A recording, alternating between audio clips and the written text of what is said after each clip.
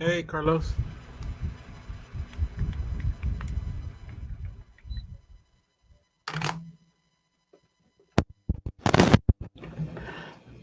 How's it going, Carlos?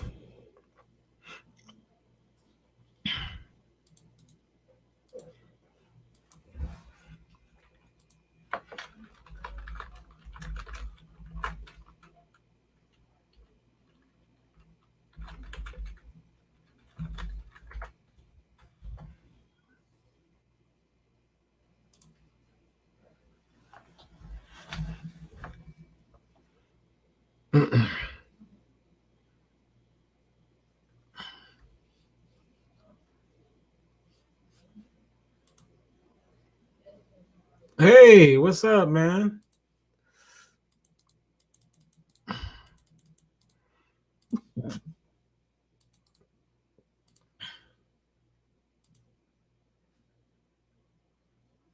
How you been, man?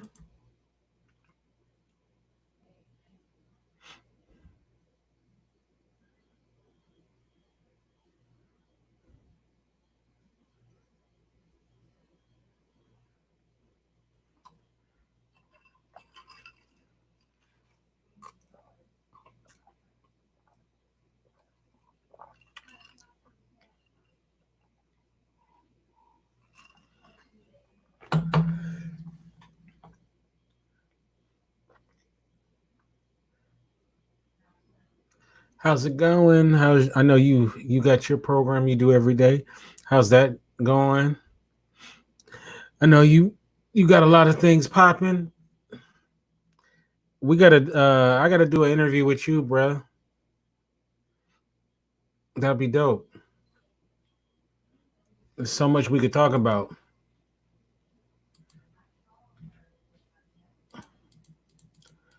And I'm looking forward to that conversation.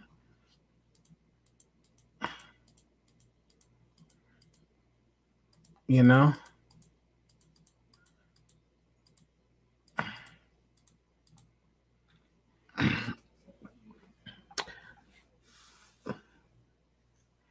This was the weirdest Easter ever.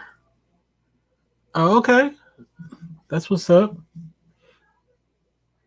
Mm. Oh, cool. You know me. I'll if I ain't doing shit, which a lot of times I'm not, I'll join you. We could chop it up. Yeah.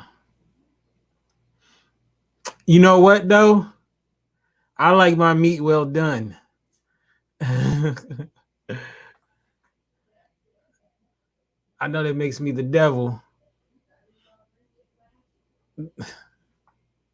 Hey, what's up, Patricia? That makes me the devil because I like my meat well done.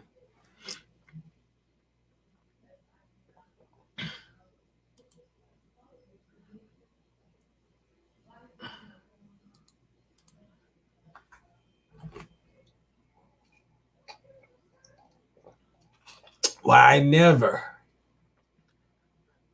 been called out for liking well done meat.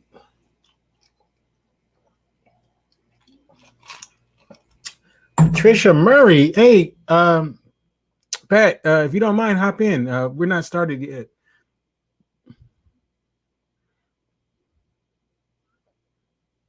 Oh, How you doing? just having a little dinner. Oh, what's that? Sloppy Joe. Oh, okay. All right. I haven't made a sloppy Joe in like forever. I'm gonna have Barbecue to. sauce. Okay, yeah, that used to be one of my favorites. What's up, Maya? How you doing, Maya? I haven't made a sloppy Joseph in forever. So good. So Yeah, what's going on? chilling, chilling. You know, trying to, I don't know, keep a good face. Mhm. Oh, you're not getting cabin sick, are you? Man, I'm getting cabin fever, cabin. Look, Because I don't know. Because your regular 9 to 5 is what? I don't even no, know. no, no. It's that's not the issue. I mean, I can still do what I do, but because I Oh, build crates at the house anyway. So, but you build what? I build crates to ship art. I have a studio here. So Oh, even though that's the work cool. has slowed down because of everything, but Yeah, a friend of mine used to do that. oh hey John Lacey, how you doing? He's in the Facebook chat. I haven't talked to Okay. brother John in a while. He's a really great actor. Um, Are you getting any feedback? Because I have my big speaker on. no, you sound good. So, Okay. and I've been seeing what you've been doing too. I haven't been catching it live though, but I have seen it on YouTube. So Well, yeah. when I come on, it's 9 in the morning for you. I do a daily. Usually, I do Bull City Notes, Mm-hmm. and that I'm doing my journalism thing, telling you what's going on in Durham, North Carolina. But because of the slowdown and the everybody's at home and freaking out, I call it a Bull City Hangout now. So I still tell you, give you a couple of tips of what's going on in Durham. Usually not a whole lot, but I Mm-hmm. try to give some information about coronavirus or just try to check on people to see what's happening. And then I invite people to come on with me on camera, which is something I usually don't do. Okay. Because with Well, Bull City Notes, I try to keep it to 5 minutes because it's in the middle of the workday. right. We got to do something about some music or something. Yeah. Because I'm a big What do music you want person. to do? So yeah, and Dr. Vibe's a big music guy too. So we gotta Oh, do something. Talk about some I music. haven't. Yeah, I haven't played music in a while. I used to do the little Periscope thing where I play music and show the iTunes, those that abstract stuff. Mm-hmm. Yeah, I used to do. I haven't done anything with music in a while. Yeah, I love it. So I love any excuse to talk music. Mm. Talk movies. Any of that stuff is always fun. But yeah, Well, let's do it. let's do it. Only problem Mm-hmm. is copyright problems. I know you. Actually, somebody was explaining to me today during my show. Mm-hmm. I think who was explaining? Either Barb. I know Barb was on my show. Alice. But anyway, I have a problem with copyright infringement. I don't want Mm-hmm. to get in trouble. Facebook and And YouTube. supposedly Yeah. with Facebook, DJs are doing live sets, Mm-hmm. not caring if they're not available later. Facebook, I guess, because of the copyright thing, they won't shut you down live apparently, but they will make it so that your set, your video is not available later for replay. But they don't care. Well, I got shut down. I was doing music, and they cut me about an hour into it. So I mean, that was a good long time. I mean, So what happened? they Then? shut off the stream. So here is no problem. So if you get people here, but so if I do it like I'm doing this show tonight, where we originate in Get Vocal, and then it's piped Mm-hmm. out, and then people can come here. So even if it did get shut out, we're still good here. Mm-hmm. Mm-hmm. It just won't be something we do for archive, I guess. I mean, we'll keep an archive, a Get Vocal archive. I mean, it's music. Nobody's gonna listen to it again. Right. So yeah, it's all good. But yeah, I would love to do something because I remember on Blab, I would play not just music but the videos, mm-hmm. and we just sit and watch the music videos. Yeah, So that was I'm pretty cool. big music lover. Oh, I would love to do that. Yeah, I mean, I can, whether it's old school R&B, jazz, blues, rock, I can, old school hip hop. I got it now. Current stuff, I'm fuzzy on it, but stuff. I keep up with it a little bit because of my my little side gig as a DJ, but I don't really. You probably more up to date than me, so. Nah, I only know of a couple of. I know just enough of what's happening to to throw in a couple of newish songs when I DJ for mixed crowds. But I play like oh shoot, I don't even know. I play smooth jazz, I play real jazz, I play R&B, old and new. I play Kenyan hip hop. Oh, wow. I play hip hop from different countries. Mm-hmm. So we're talking Korea, Kenya, Brazil, France. they're not a they're not as dead set on being vulgar as we are here in this country. Yeah. It seems like they're trying to just see how nasty they can get. Right. Yeah. You know? It's funny, when I was younger, I really didn't see, it was just what it is, what it is. As you get older, then it's like you can't play it in certain places and all of that stuff. And it's just like you feel like, man, can we get past? You know what I mean? Can we get past that? Like, I mean, so I don't know, man. I don't think that honestly, it'd have been great if hip hop moved towards, not necessarily, because they always act like it's censorship if you don't say, use 4-letter words through your stuff. Mhm. It's just like, it's just like having music that you can put anywhere, Mhm. It's like, it's not necessary. It's music. It's not necessary to be I don't know bees and what the problem hoes is. and everything. But then, what it is it's the industry. It ain't just the artist. Like, the people, the powers that be is really pushes that. Mhm. So, I'll tell you what somebody explained to me. Mhm. Actually, I saw it on NPR. I mean, heard it on NPR. Okay, when I was a kid, Motown, Solar, what's the other one? Stacks. Stax, those were the soul labels. And everything came out of pretty much Detroit. Well, in terms of Motown. Mm-hmm. And Berry Gordy's approach was so unique in that a lot of his acts were from, I guess, the lower income area. He would send them to charm school. Stevie Wonder and them, he sent them to charm school so they could handle themselves and dress nice and be presentable and act like they got some sense, basically. But it was explained why R&B is so vulgar now and nasty.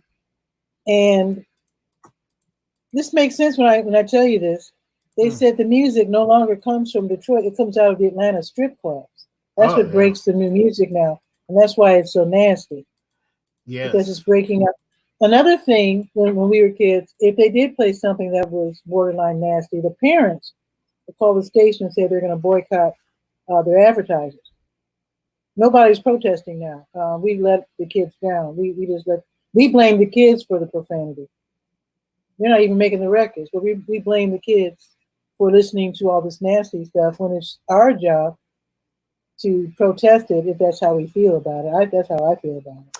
There was I don't have any. There was a Black woman by the name of C. Dolores Tucker. And C. Dolores Tucker is really a hero. And I didn't realize it because when I was young, I thought she was like the enemy and I was young and stupid.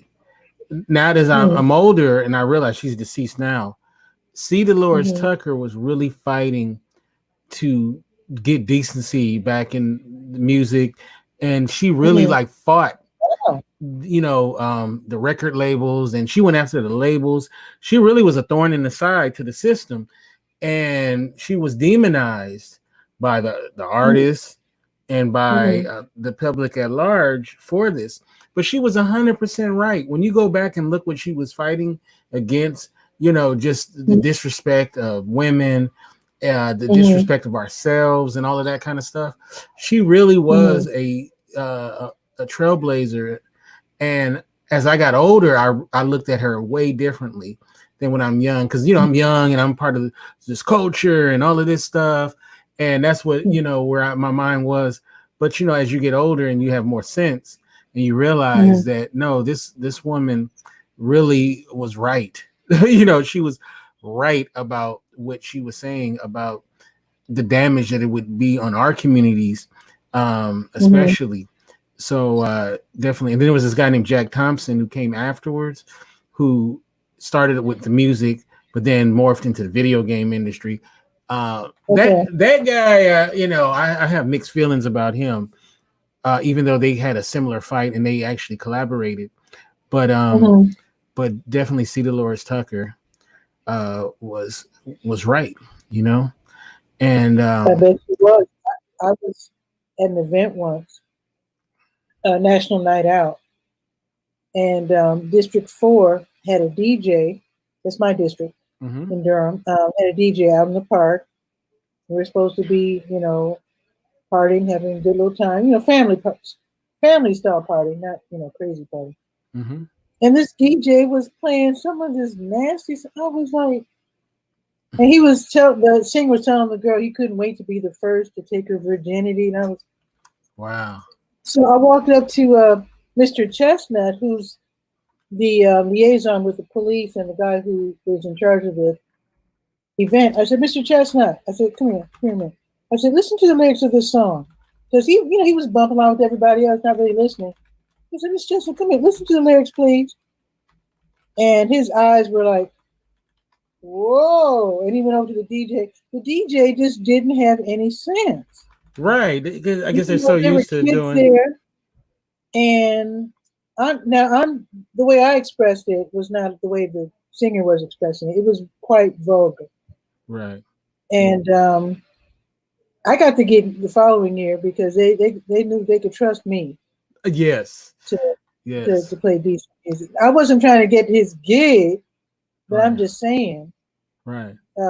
Yeah. I mean, you got to know your audience. And in fact, I think, I'm the go-to DJ for the city, the county, the mall, one of the two malls we have, the library system, the health department. Whenever they need a DJ, they call me. Mm-hmm. And it's not like I'm such a great DJ. I do play a lot of great music, though. But they know I'm not going to play anything. Not only do I not play anything that's vulgar, I don't even play music that has a negative connotation. Yeah. So your show's about to start, right? We got a while before we start. Oh, okay. Yeah, no, you're good. But they know that. Look, I don't get a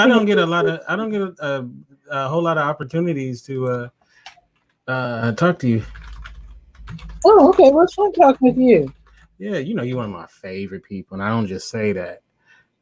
Even though some people have say I do, but I only say it to people I think is pretty awesome. So, and you're pretty awesome. Awesome lady. So, yeah, one day we gotta meet too. We gotta meet at some point. You know what? After this lockdown is over, we need to have like a big vocal or whatever you want to. Yeah, like hey, you could DJ. Yeah, I'll be the DJ. Look, me and Shannon will cook. So, but for real, we need to have like this big meetup or something, cause that'd be so awesome, man. Well, here's the thing. I was told that after this thing is over with and things get back to normal,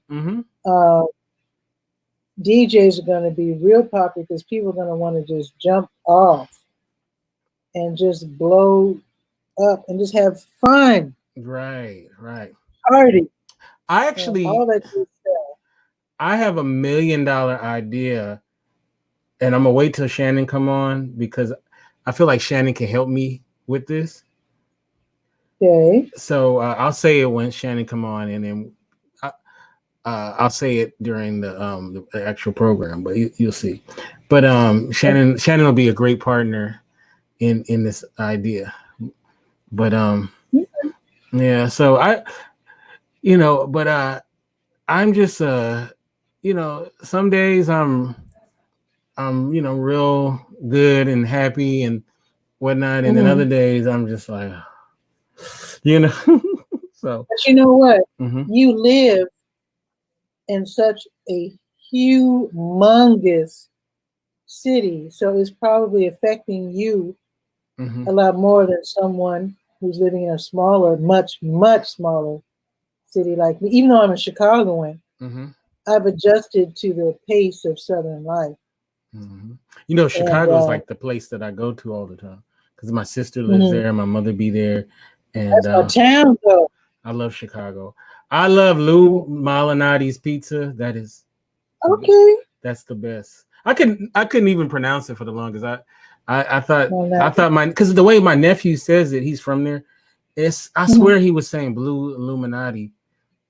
Like it just sounded like because the way he says it, I was like Blue. Then I finally Lou Malinati. But but the baseball teams send for Mhm.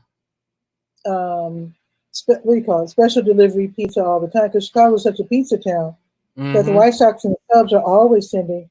And I mean, you can do the same if you're willing to pay, Mhm. but they're always sending for pizza, and Hey they get it Jen, like in a few hours. you know what? My nephews they eat fries with everything. Is that like a Chicago thing, or is that the them Fries? Well, thing? you get fries with wings, fries with hot dogs, fries Fries with with pizza, fries. burgers. Every breakfast they want fries with waffles and fries because you're not really supposed to have Breakfast. potatoes with. You're not really supposed to have potatoes with It's really like fries. That's all. and then double order fries.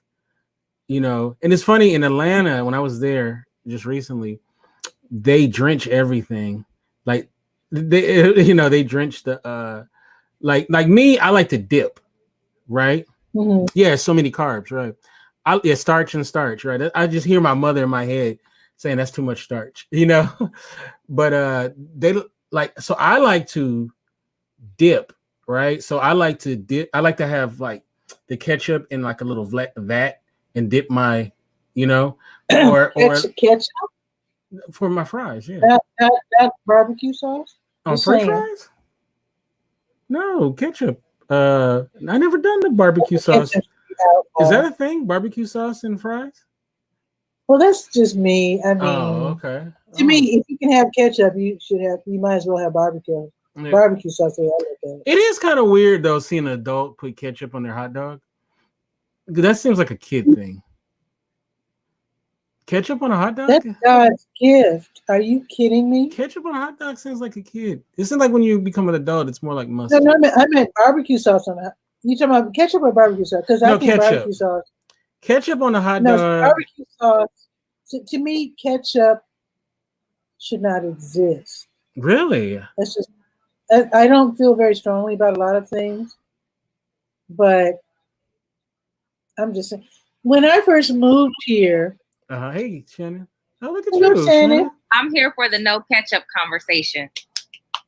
So here's the thing. When I first moved here, you look younger, Shannon. I used to spend a lot of time in Waffle House. Mm-hmm. And one day I went in there and I said, may I have a cheeseburger with barbecue sauce, please? And they said, where are you from? And I said, Chicago. What? She said, you don't put barbecue sauce on beef. You put barbecue sauce on chicken. Really? And I was like, what? I didn't get that memo. Of course, I'm from the North. Maybe there's a cultural difference. I didn't know it was that deep. But she was insulted, and I got my barbecue sauce, but she gave it to me like with some sass, and I was like, I know it was intentionally trying to be harmful, but I'm gonna mess up Shannon though. She's not gonna like what I'm about to say. So when my brother's been married for like 30 years now. Thanks, Maya. Right, and my brother's been married for 30 years, right? And the woman he married had a 3-year-old, right? Okay. Who's my nephew, Thomas. And so when I met him, he was 3 years old. Okay. So we we love tacos, right? In our family. So we were having tacos and she was there with her son, who was 3 at the time, Thomas. And they both were like, oh, do you have ketchup? And we like ketchup. We're eating tacos. Like, what you mean ketchup? They put ketchup on their tacos. Both of them. Mm-hmm. And I'm like, that is the weirdest thing. And you know what? I need to ask her. I haven't had tacos with her in a while. Does she still put ketchup on her tacos? We like gave her so much crap about that. Yeah, I think that's gross. Yes, I don't know where. I was like, well, how do you even start that? Ketchup on a taco? That's like sacrilegious. It's disrespectful. But then they say in a lot of West Indians put ketchup on their steaks. To each his own. I mean, everybody has their own culture appropriations. I like ketchup. Well, I was in Wendy's once, and there were some people ahead of me and they got some fries, and they asked for a side of mayo for their fries, and people were like, "Oh my god!" That's not bad, actually. But I knew they were German. I could tell by their accent, and I knew the Germans, they dip their fries in mayo. I like mayo So- with barbecue sauce for fries. I like the mix Okay. together. Oh, it's fire. And a little black pepper, cracked black pepper on top to seal the deal. Now, I got beat up the other day. I was in Carlos Phoenix. You know Carlos Phoenix, right? Yeah. All right. Carlos Phoenix was there with that Monica. She has like a Jewish last name, but she's like Filipino. Monica Hoffman or something like that. Q. Right. Q. Right. Q said that she wouldn't date a guy who likes their meat well done. And then everybody was like, yeah, you like your food well done. Like there was something wrong with you. And I'm sitting there like, now I was the only black person there. And I was like, I eat my food well done. I don't like blood If it's dripping not out. well done, it's not cooked. Thank you. Like you get sick off of that. They were literally like, they were trying to make it into like an uncultured person eats their food well done or something like that. I feel the opposite. To me, people who eat things rare are like kind of caveman like. That's I what wouldn't say it's that's what I say. I say you're a freaking caveman. You eat I mean, I like sushi. You what? I like sushi. Well, that's a whole we're different talking about like thing. a No. steak or Sushi definitely is cooked. chicken. Definitely chicken. Like that is It's an it's cooked with vinegar. I like raw It's cooked. sushi. Oh. No, but sushi is cooked in vinegar though. I mean, it's an ancient thing. Okay. Okay, medium rare. I understand. It's all good. It depends on what Yeah. it is, but I do like my food cooked. me too. I like don't my like eggs. I like my eggs over medium. You know what? Come to think of it, I do like runny egg yolks. I do. Yeah, see, I don't even eat eggs though. I do Yeah, too. I'm just saying. I So might I have have cave person tendencies as well, and that's fine. It's all good. You know what is funny too is when you get these people who they feel like say like you don't eat certain things, right? But then they feel like no, it's just because you haven't had my version of it. And I hate that. Like, no, I don't like it. Like I just don't don't like know. it. I just don't like it. Like I don't know. I have a friend who cooks. Hey, Dre's here. Hey, Dre. Dre is in the house. So here's the thing. I have a friend who cooks so well that she'll cook stuff that she tries to introduce her kids to everything. So she cooks like Spanish stuff and things from the different countries and Turkey and all that stuff. And she'll fix stuff that I thought I hated. And it'd be good though. You know, Dre, I have a religious question for you. And I would love to do it on the show at the very beginning. Hey, Bobby. At the very beginning of the show, Dre, I would love to ask you a religious question, and then before we get to the topic, if you could pop in just for me to ask this question. That was quick, Bobby. That would be dope. You wanna ask them before you push record or after? No, during. We'll do it. We'll do it on the show. Speaking of religion, do you remember what is that term? The Sinner? street epistemology guys. Do you remember them on Blab? Oh yeah. I was never on Blab. Yeah. Yeah. She wasn't a blabber. Those guys are hilarious. She They wasn't put a you on the blabber. hot seat and then try to argue and try to argue you out of your own religion. Those guys, Judd, that always cracks me Judd. up. That always cracks me up. They were so fun. Sometimes those atheist people, they make you more religious when you hear their argument. Hi, D. You'd be like, you know what? Let me They get said, my yes, but Bible. is it true? Let me get my Bible right now. I'm like, come on. Let me get my Sit Bible down. right now. You making me. Oh, what's this? Oh, what's that diamond thing? What's that? I One like it. diamond? Yeah. I'm here What- for it. what- Now. All right. What's So diamond? I need It's to the get some. Bitcoin. I need to get some ice for my drink. So I'll be Yeah, right go back. ahead. We'll take the stage. Yeah, I keep talking because I'm. Yeah, Yeah, that's the what's the that's- diamond? that's the Bitcoin. You don't have Bitcoin yet, Pat? Well, oh, this is your. Oh, I just okay. At the top it says your balance 100. So that's like Yeah. money. What is that? Well, it's monetization. Yeah, you can cash that in for money, and you can buy Bitcoin with your money. Yeah, I so appreciate Ooh. yeah. So I'm a beta tester sponsor, so I can give out free Bitcoin. They gave me so much that I can share for probably 2 years. That's probably why I have 100. Fancy, Bobby. Yeah, I'm just waiting for all the shows to come on. Thank you, Yeah. Dre. Okay. Shannon, have you got your Bitcoin yet? No. Do you have the link though, or do you have it connected to your show? It's technically under Kente's name. You talking about this show or you talking about the show I used to do? Yeah, whatever shows that you're doing, you should set it up to where you can receive it. Yeah, like have the staff, they'll connect the Bitcoin to where you can receive it through. Okay. You just ask them through email. Same thing with Pat. If you haven't got it yet, just email. Yeah, I have Alex. 100. I have a balance of 100.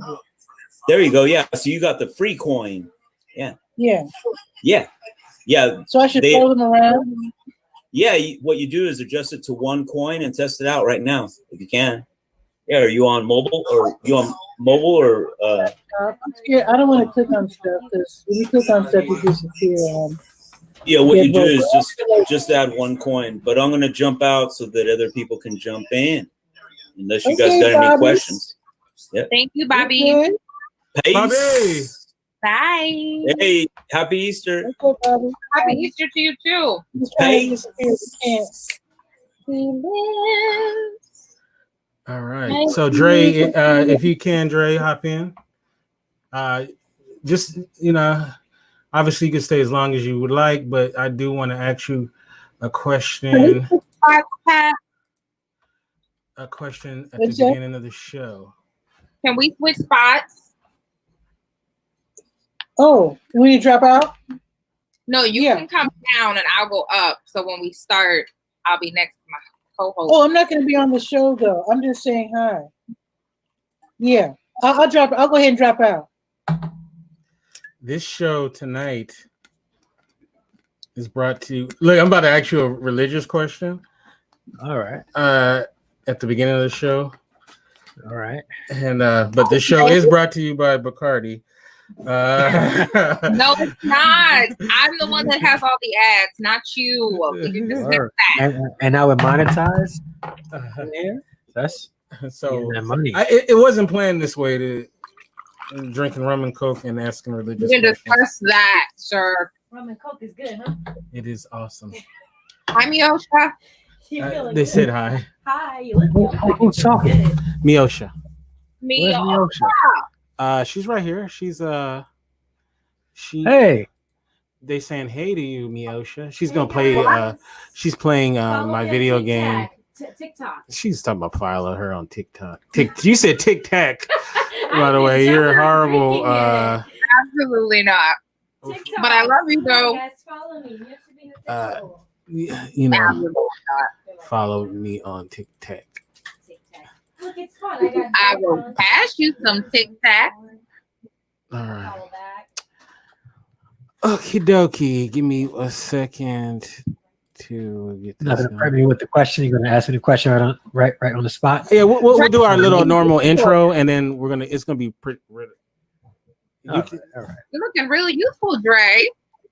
Am I? It's the hat backwards. You got to see what I'm covering underneath the hat. I already did. You You showed know us what? on video of the premiere we of could your talk grandson. about the coronavirus's war on hair.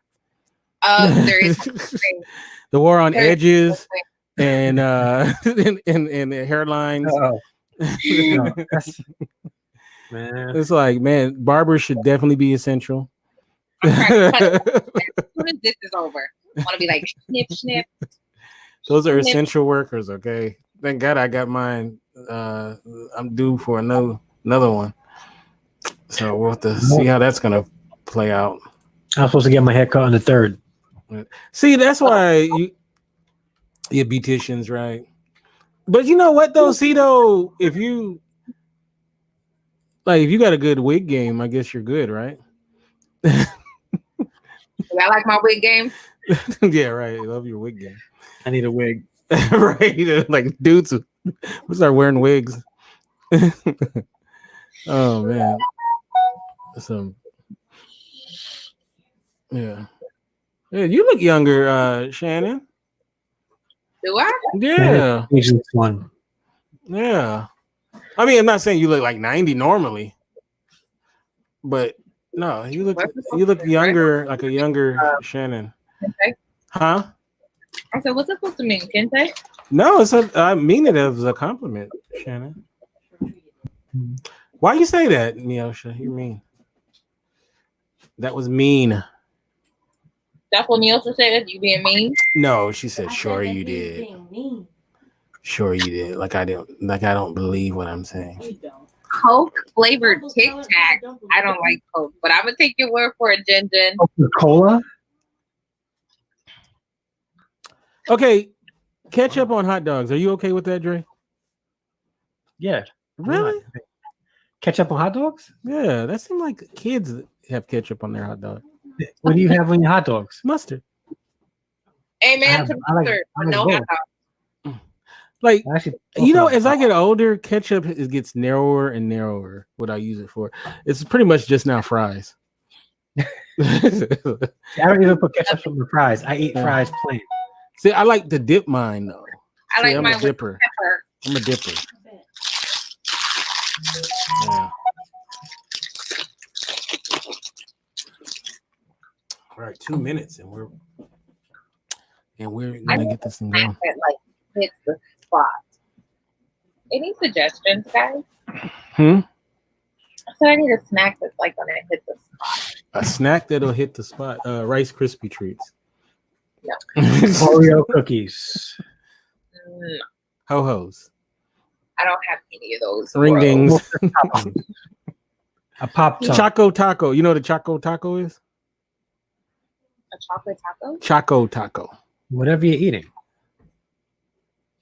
Is that cheese? Popcorn. Popcorn, yeah. No, it's Uh-oh. That hits the spot. That's a good snack right but now. they have ranch dressing and red crushed pepper flakes and some oil on them. They're called firecracker crackers. Firecracker crackers. Oh, what's up, Sam and Mafuni? Mafuni's gonna write me another hit.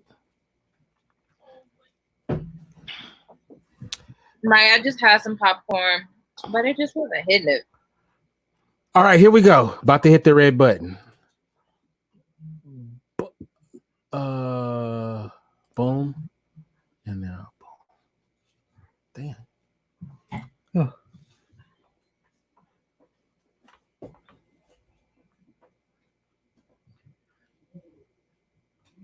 Hello and welcome to an all-new episode of Men and Women Talk, the Mars Venus Show. I am one of your hosts, Kente, all the way live from Los Angeles, California, and I'm so happy to be here with my wonderful, beautiful, talented co-host, the one and only Shannon Ford, like the president, hyphen Jefferson, like the president. How you doing, Shannon? I'm good. How are you? I'm great. I'm doing wonderful. I am, I'm alive. I feel healthy. I feel like I can run 10 marathons. 10. Yeah. In a row? Good for you. You know what? If you had like remember those NES track and field, Matt, where I could do that. Oh, yeah. I used to Right. get tired. I used to be on my knees patting it like this. Right. Yeah. So I feel really good. I feel strong as a bull. I think I feel great. There was a couple of times in the last couple of weeks where I had a little, a little sniffle or something. I'm like, oh, wait, what's that? But I'm past that. I feel great. I feel great. I know I'm great. I've been taking care of myself and preventative stuff. I mean, besides, the washing the hands, all that stuff. But a lot of vitamin C, black seed, mullein leaf, oh my God, sea moss, all of that kind of stuff. Mm-hmm. It's good to have both during the quarantine anytime. What's up, Sam? Hey, Sam, you can come in to get vocal as well. There's I'm trying to curate people to hear if possible, but hey, I still can see you. I got multiple screens. So I feel great and I'm glad to be here. This is episode 152.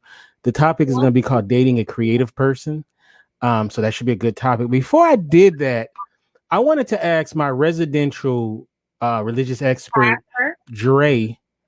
And you know what? I really want, I've been saying me and him should talk.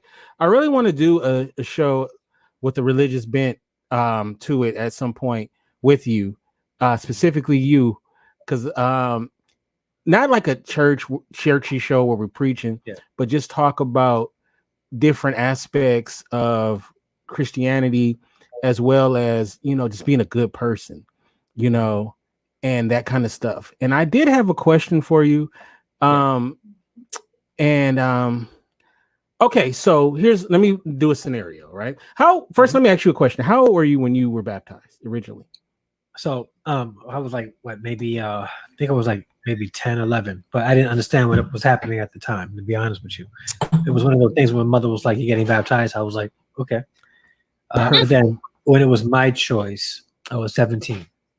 Okay. See, okay. So you all right. That's a good baseline to start off with. Let me ask Shannon, and then I'm gonna get into what I want to talk about. Gotcha. Shannon, how old were you when you got baptized? I was 5. 5. Okay. All right. I was under 10 when I got baptized. It was like I kind of vaguely remember, right? Like I have been seeing people come up to the church, and then I would see the process, and I'm pretty sure I thought it was cool, right? And it seemed like it was like I never was like, my parents were never like, you need to do this or this is what you're supposed to do, but I felt it. You know what I'm saying? Like I felt it at a young age. Okay, so I was baptized, and you can tell me. And Sam says 7 or 8. Yes, I was baptized. Thank you.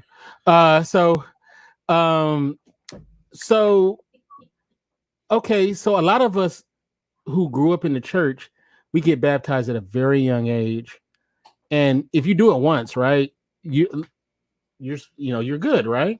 It's supposed to be. Yeah. But okay, I'm gonna paint a picture. So you got baptized under 10. It was, maybe you didn't quite really understand what it meant. You stray away from the church, like a lot of us do, and you start living another kind of life.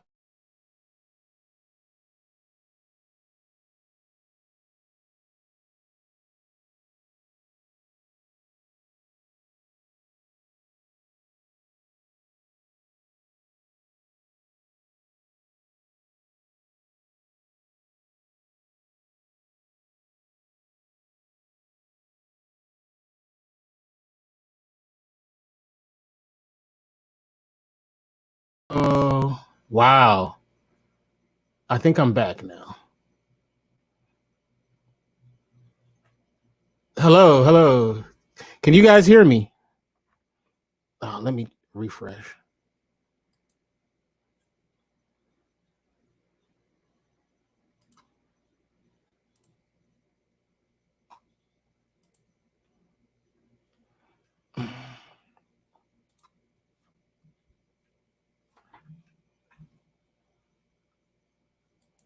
Oh.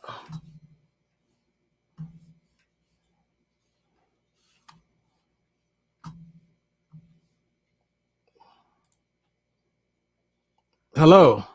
Can you guys hear me? Ain't that something? No? church. All right. Sorry about See, that. when I came to understand what baptism was really about, according to what the Bible says, that baptism wasn't an official baptism, at least as far as what it meant to be a believer in Christ. So Okay. that's why I had it. That's why I did it again for me. No, I totally get Can that. you guys see and hear me now? Yeah, we Yeah, can we- hear you. Okay, were I don't know stuck, what happened. frozen. My internet went out. Dang, is that like? Should I read something into it? When I got baptized, my mom didn't think I should have. Like, I wanted to. I belonged to the children's church, so the adults were upstairs, we were downstairs, and I was always the child that they always thought I was too grown for my age, not fast, but just I knew too much. And so when I went home and was like, Mom, I'm going to be baptized, and started telling her what happened, she called the pastor and was like, no, she should not be. Like, she doesn't know what she's doing. She's only 5. But he assured her that he asked some legit questions about what I knew. It wasn't like he was asking me and other people were answering it. He was asking me alone. You know, did I believe that Jesus was my Lord and Savior? And, going through the standard process of asking these questions. And I answered the questions the way he would have expected for me to move forward, opposed to, oh, I don't think she's ready.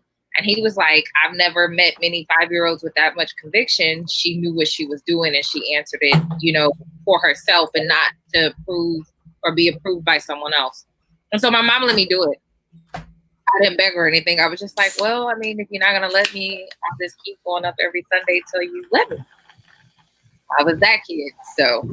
Did she let you? All right. Sorry about that, everybody. I don't know. My internet just crapped out. Okay, so it seems like you guys are kind of going down the path I was going, but the question is, okay, you stray away from the church, but you were baptized as a youth, and then now you're back in the church. You become, full-fledged and all of that. Do you think that you should get rebaptized? Is that something you should do? Being that maybe the first go around, you may not have fully understood it. So, go ahead, Dre. Yeah, for me, I don't know if it's like a mandated thing that you. It's not that you should do it. Okay. If you feel like you need to do it again, by all means. Now, I will say this, and I've had conversations with friends of mine, believers, about this, where they've been baptized more than one time. Like, for instance, I know believers have been baptized, and then when they go to Israel, they want to be baptized again in the Jordan River. If I go to Israel, I'm not trying to be baptized again in the Jordan River. Right. I don't need to. I've already been baptized. So, I don't want to, because at that point, it makes me feel like, okay, what happened before isn't as good as it happening in the Jordan River just because Jesus was baptized in the same place. Right. They're pretty much saying that those who worship in spirit and truth don't really worship in spirit and truth unless they worship in Samaria or in Jerusalem, pretty much. You know what I'm saying? So, that's may not know what I'm saying. There's a scripture where Jesus was talking to the Samaritan woman, and he was telling her there's going to come a time, and now is, where true worshipers will worship in spirit and in truth. They won't worship in the mountain, and they won't worship in Jerusalem, but they'll worship wherever, God is.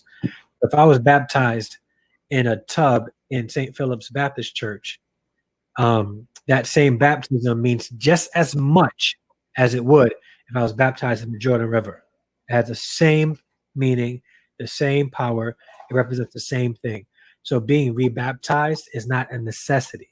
Now, like, if you didn't know what was happening when you were like, 3, 4, or even 10, and you want to do it again because now you know what it means. So St. Peter is not going to be like, dude, when you got baptized that first time, that wasn't legit. Yeah, because that's just a representation of a choice you made in your heart. That, people rededicate their lives. Now that's something people do. But that has nothing to do with whether or not, it's not, like Dre said, it's not mandated that you have to be rebaptized. Yeah, and I've had friends say, I've given my heart back to the Lord again, or I've come back to the Lord. I want to get baptized again, and I tell them you don't need to. Now, what if you were a Kojic and now you're Baptist? Does that transfer credits? No. Yeah, it should. No, I gotta be like you were Kojic baptized, so now you gotta do I gotta be Baptist. It should transfer. It better transfer. If the church tells you it doesn't, then you need to find another church. Oh, okay. All right. That's some real stuff though to think about. Like, as someone who may be rededicating themselves to their faith. I'm sorry, hold on. Ryan is looking clean. I know, yeah. This is serious. You got a fresh cut. Yes. Well, it's called Bic. I'm just bicking it. Okay. I'm about to do the same, man, because my barber's like not trying to break any rules here. You know what's funny though? You know what's funny is like the NBA guys, right? You see them on Instagram and stuff, and you can tell the guys whose wives can cut hair versus the guys, like the guys who don't, their wives ain't about their life. They're all looking like some caveman, and then you got those guys that's all fresh cut up. It's their wife. So marry a woman can cut hair. So if we're ever in this situation again, you're all good. But thank you, Dre. I definitely wanted to hit you up about that. But at some point though, I would like to do something where we could talk about these kind of things that people think about. So I've had these conversations with folk. I'm with it. All right, thank you, my brother. My pleasure. All right. So the topic tonight is dating a creative person. Now, me and you I would consider, and of course Ryan as well, who's here. We're all creative people, right? And creative people, I think people romanticize creative people, creative people are mad though, myself included. Creative people, a lot of times you will always feel like a mistress because our art is really our number one. A lot of times, right? So it could be Danny's in the house. I need to chop it up with Danny at some point. What up, Danny? But so then I've dated creative people and I felt like the mister, or what would be the mister, right? I felt like that, it's not fun, so whatever it is, like for Shannon's thing is her writing, right? Her writing is number one. So her man has to figure out how she gonna fit in, how he's gonna have to fit into that, her number one love, right? So that's okay, right. But a lot of times though, us creative folks don't make the best mates. I guess you have to be a certain type. And then sometimes you think as a young creative person, I'll just date another creative person. And that's right. We'll understand each other, right? That doesn't work a lot of times, because it's almost like you're swingers, because you're dating your passion, right? Which is whatever your art is. She is too, or he is too. So it's almost like you guys are, can be like an afterthought sometimes. And so it's a lot of it's a lot of beauty, because a lot of times your creative mate or you or vice versa can be very creative when it comes to how they show their love and whatnot, right? Yeah. But then also there's the pitfalls of just being in a relationship where the person is, a creative person is always trying to create, always trying to make art, is trying to do this thing that doesn't always tie to money, right? How many people do a lot of these creative pursuits and they're not really getting paid for it, but they treat it like it's, it's their job, right? They may have a hustle, a hustle, but their real thing is that whatever their creative thing is. Mm-hmm. So Shannon, I've been wanting to do this show so much, and I'm glad Ryan's here too, because I know Ryan. I feel for whoever Ryan dates, past and present, because I know Ryan's a creative dude. He's always, them wheels are always turning.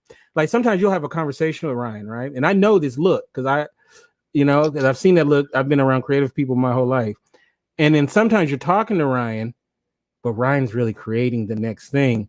And he's kind of talking to you, but what he's really doing is an idea came in his head, and he's almost like, he kind of, I do it too, where you kind of zone out for a minute, because then maybe that piece of that puzzle of that thing you want to make finally pops in your head, but now you're having a conversation about whatever the crap you're talking with somebody, and you almost want to just be like, you want to get away so you can, put it all together. So I know it's a pain in the butt.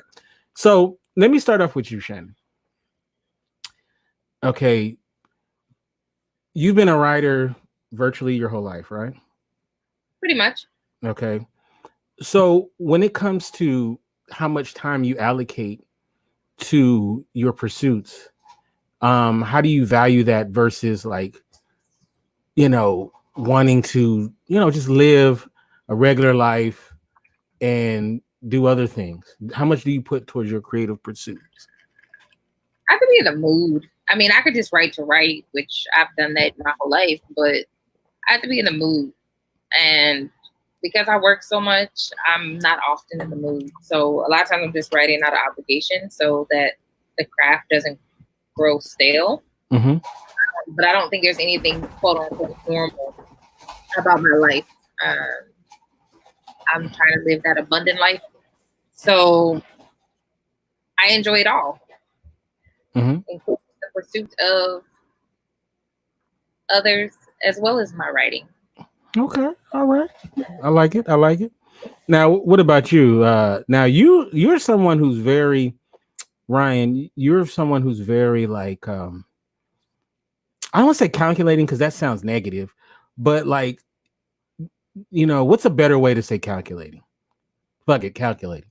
But I mean in a good way though, right? Like you put your ducks in a row, and all that kind of stuff, right? Before you don't just go willy-nilly. Mm-hmm. So do you think that makes you hey, Crystal Johnson in the chat? Did you think has that hurt you in relationships in the past, you think, sometimes? That I'm calculated? Yeah, I'm talking about your career and what your pursuits are, your creative pursuits. Efficient. Okay, I like that. Efficient. I don't know. I like it. I was with a creative for 7 years. Mm-hmm. That was my child's mom. Now she is a company dancer for this company called Decidedly Jazz. Mm-hmm. So, I do know what it's like to be with another creative, but when you're creative and you're being creative in a public space with an audience, there is spotlight hogging. You know what I mean? And I wouldn't say we were fighting for for the spotlight. It was that, where do we allocate the resources? Whose life is more important? Is it the rapper or the dancer? Is it the graphic designer or the dancer? So we were going, when I look back in hindsight, we had a lot of issues just with what she had to do. And I had to kind of put my stuff aside, so her dance career could thrive. So, and then I'm in a relationship now. And the one thing is that we had to write boundaries. We broke up, we got back together, and she sent me her boundaries. I wrote my boundaries, and I said, do not talk about my career in my boundaries. Because career was a thing. It was because I went through a recession, and I'm pretty honest about the last 2 years were terrible. It's starting to improve, but regardless, I had the first time in my career where I had a downturn and I had to deal with it. And you know, and I had questions in the bed, you know, bedside talk, like, baby, can you see yourself doing this forever? I love those conversations, by the way. I feel like you're self-sabotaging yourself. And I'm like, I've had those like, this is conversations. me. I'm not gonna give up. Like, this is my career. Like, you know, the thing is that there's risk with every career. Like, yeah, sure, a doctor brings home the bacon, but I know someone that's married to a doctor that I talk to frequently that the doctor's never home because the doctor's always working. When the doctor comes home, doctor is trying to defrag with all the stuff that they see in the hospital and not paying attention to her. And then she is getting lonely and texting other dudes because, you know, she doesn't have that. And then, you know, you have people that are married to police and firemen, right?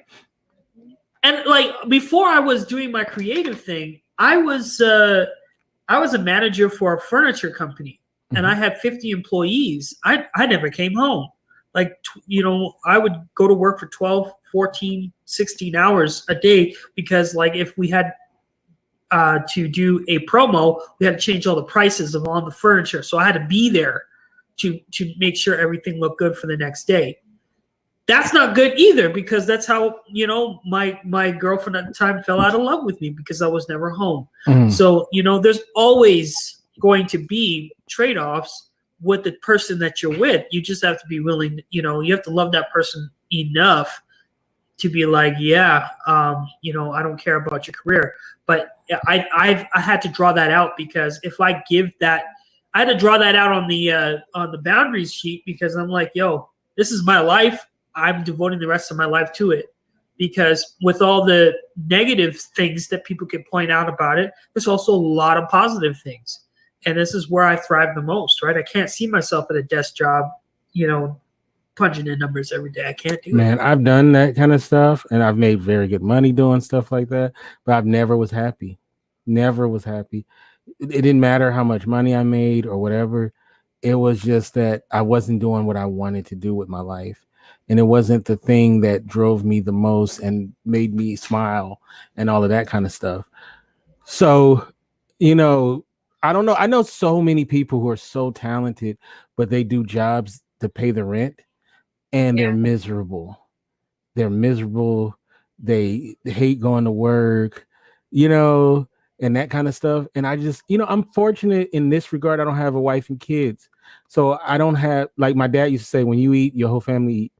You know, so I, you know, in that regard, it's allowed me cushion to go for my pursuits and not have to, you know, drag a wife and kids into whatever. So, if I was married and had kids, you know, and I wasn't making money doing my pursuits, then I would have to seriously look at, you know, I'm not gonna let my kids starve. You know, so you know, I'm that dude, right? So I don't know, it can be difficult. Now I know, like, you don't work in your passion, I mean, as far as your creative pursuit, Shannon, but you know, I don't know if we've had this conversation, but I'm just gonna guess that in your perfect world you would probably write full-time, right? No, what would you do? In a perfect world, I'd probably be a therapist. Really? That's interesting. Okay. Miss Therapist. I like working with people. That's probably my biggest passion. I mean, writing is it's like secondary to breathing. So I can see that. Regardless. But I like working with people. I like working with people too. It depends on what we're working on, but I like working with people.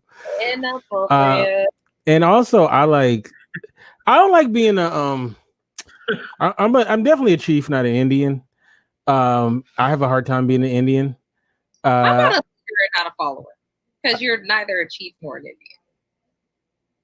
That's a figure of speech. But from 1920. But yes. Look, man, I'm old school. Okay, I'm drinking a rum and coke. and I'm being old school right now. The old people out in the audience, they know what I'm talking about. But I don't know. Like I've been accused of a lot of things, Like, fair and not. Okay, probably mostly fair, but about like your head being somewhere else, right? The thing that I accuse Ryan of, I know it because that's me. I can be that person sometimes. I'm better now. I really believe I'm better now. I'm more present in You do relationships. it in your show. Like if I'm talking and because I know I'm long-winded and stuff, I'll be talking. You're like, yep, yep. Yeah, that's right, Ryan. That's good. Yeah. I felt hilarious. But I've been accused of that, and at first I never saw it. I thought they were crazy. What are you talking about? Of course, I'm present. I'm here. We're watching The Notebook on the couch. No, I've never seen The Notebook, but you know what I mean. And I don't know. It's like, okay, so like going back to the idea of working like a straight job, right? I've done it. I don't have a desire to do it again. I don't have a desire to do it again. I really don't. It's gut wrenching sometimes, and I don't feel like I have as much needs as I did, or I thought I did when I was younger, right? I don't need a lot of toys to be as happy. Hey, what's up? Dana is in the chat room. Who was our guest last week? You should totally interview her, by the way, Ryan. It's awesome. But I don't need as much, right, to be happy. So that allows me to be more focused on what I want to do, right? And I love that, right? But I don't know if I'm who I am, who I want to be, if I don't have my pursuits, right? okay. And that can be difficult. Now, going back to me dating a creative person, especially like actresses, if we have any actresses in the chat room. Dating an actress? Huh? Are you currently dating an actress? No. I'm saying if there's any actresses in the chat room, don't be offended. But I've had very bad experiences dating actresses for different reasons, and so I kind of get it sometimes. What if they drama queens? Hilarious. I know not everybody's the same, right? But I've had some interesting experiences, right? I've dated artists, right? I'm talking about like visual artists. And that was a bad match too. Because like I said, you're the mister, or not the mistress. Guys are misters, right? If they're like the mistress, male version of a mistress is a mister, right? No, you're all mistresses. Oh, so he's a mistress too? So you feel like a mister is. you feel like her paintings or her sculptures or whatever it is who she's in love with, and right. You're just you're something to do until she could be with her true love. So it's always about that the other dude, right? It's about whatever it is that she's doing, right? It's and talking about from a man's point of view, and I'm sure it's just like that for women as well. It's like that next painting or the next sculpture or the next performance or something like that, and then you're kind of like, I guess she can't watch The Notebook with her paintings, so I guess that's where you come in. You feel those other voids, I guess. And that, some people are cool with that. some people are the perfect creative person mate. But I think it's more so about finding some balance and boundaries in things that you do with that person. And it's not necessarily competing with their craft or their art, because anyone that is in a relationship with me wouldn't have to compete. Mhm. There's time and space and room for all of these things to exist without anyone feeling threatened by it. So- And if you're threatened by my writing, we might not need to be What together. What if somebody's just like, I love you, Shannon, but I ain't into that poetry stuff. So, I mean, good luck. Might not need to be together. Can you date someone who don't care about what you do in your creative pursuits? I mean, are you cool with that, Ryan? Yes. Okay. I think, I don't know if we had this discussion, but yes, because my world is my world. I think that we grow, we adultify, and we become responsible. Because I have a kid. I am, I also have to make time for my girlfriend. I got to text her, because especially on this quarantine, I have to text her. I got to keep in thing. I think that we can go after our creative pursuits. It's just that there's this misconception in the artist's mind that this is my life and everything's about it. And you know what? The creative process, it requires a lot of time and energy, preparation and whatnot. But you notice a lot of the bigger artists that are very successful have a team of people that work with them to help them with their craft. If you want to make it in art, it's 90% business and 10% talent. And I understand people, like, for me, I need, being an introvert, I need my space to read, to learn new things in order for my artistry skill to expand. But now, at the same time, I have to time block it, because if I just keep on doing the research and stuff like that, I'll be researching like which garbage cans to pick out of, so like, I honestly think that you can, but anyways, to answer the question. I was like, please. To answer the question, I like the separate worlds, because I can escape to real life with my significant other. I can kiss her, I can hug her, we can hold hands, we can walk down the street, we go for walks, walk our dog, all that stuff. I enjoy that. And it has nothing, and I don't want to talk after I'm done with all that mental, exploration. I don't want to talk about it.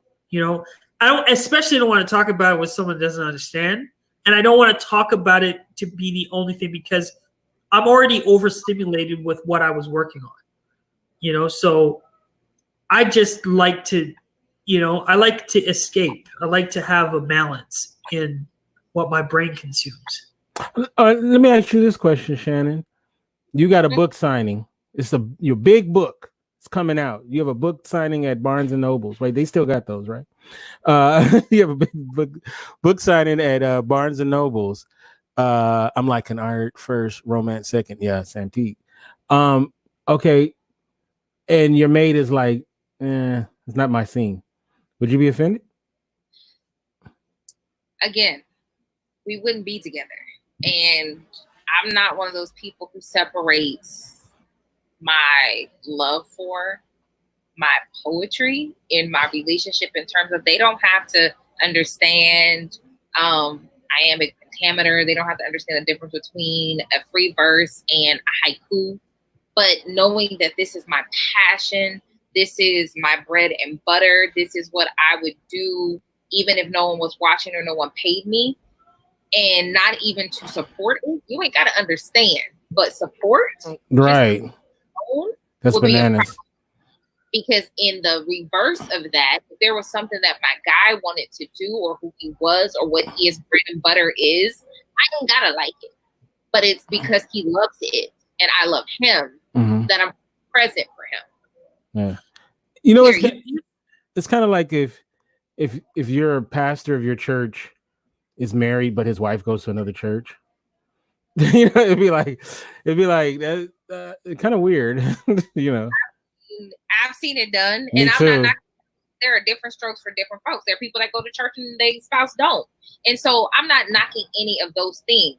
You know, those things are not one and the same. But I think if there's something that you are sold out for, I've been writing since I was 7. I got 30 years into writing at a minimum, and so at least you can do is say, I'm gonna show up for my lady because I know that she is passionate about this thing. She has years and time and experience invested into this, and she doesn't just do it. I'm not on a New York bestsellers list. I do it because I have a love for word and rhyme. Mm-hmm. I do it because when I open my mouth and expel the words that come out of a poem, I want people, the audience, to feel something, to go home and inspire and do something for themselves that maybe their creative spoke to my creative through the process. So it's not even about, well, I didn't understand what the hell she said, but it sounded good. That's great. Just come support me because you love me. Amen. And don't use little. That is the most annoying thing in the world. When That part. when they go, oh yeah, Shannon, tell them about your little book that just came out. I hate that. I freaking Ryan, tell Tiffany about your little podcast that comes on. You know, oh my God, it's so annoying. And sometimes it's not intentional, so you do have to correct yourself. Right. And I get that. But you have to learn to in an essence, cater to, not to make you less than a person, a punk or anything like that, but you have to give into the heart of your person's love language, and showing them love in things that they are expressive in is okay. Like that's a beautiful outpouring of how you feel about them. Sometimes it's just being sensitive to their needs. I just need you to show up right now. You ain't gotta say nothing. You ain't gotta do nothing. Just be present. Yeah. And one more thing, and I'll let you go. I mean, do your thing, Ryan, or say what you need to say. But also, when it's your creative pursuit, it's who you are, right? And then sometimes people will be like, oh, so are you still a writer? And it's just like, yeah, I'm always be one, like till I die. That's who I am. I may not always work at Blockbuster, but I'm always gonna be a writer. Yeah, you still. Oh, I can't write this right now. Sorry. Yeah. But yeah, I'm sorry. Go ahead, Ryan. Oh no, I was just saying, like, you know, I think being present is important. Mm-hmm. Like, don't be like, I think someone that I would pay $1 million for someone to be able to understand my brain. It's like an onion. I mean, there's so many layers to it, especially being an artist, because our whole life is about whether you are, you know, graphic designing, film producing, writing. There are layers, self-development, things that happen for you to use your medium as a form of expression. So I would pay $1 million for someone to understand me. You don't have to like what I'm doing, but you have to understand my process. And like Shannon said, show up. Yeah. Like if I have a gig or whatever, be present. If I have a live stream, stay off, because maybe I'll be talking about us. But oh shoot. But you know, like show up where it's important. Yeah. And I think that's what, like, also, like, I'm a sapiosexual, like, in terms of wanting someone that is smart, because I think someone that is smart will put the pieces together, because with art, there's a lot of mental models that you could use in architecture, in anything, really. Like, there are mental models that only a smart person would understand. They would be able to find the parallels. So they'll be able to understand, well, why you did that, or why you used this certain color, why you put it there, you know, and having that exchange with someone that's more intelligent, as opposed to someone that's like, oh, that's just your art. Oh, I like it. I like the pink. I like what you did with the pink. You know, so, it does, you don't have to like what I do, but you have to be able to, for yourself, to want to know, you know what I mean? Intellectual curiosity is what I always talk about. Yeah. Right. So. Yeah. And I think a lot of people are in relations selfishly. where they are so consumed with just the status quo of, oh, I got somebody, but they're not actually there for that somebody.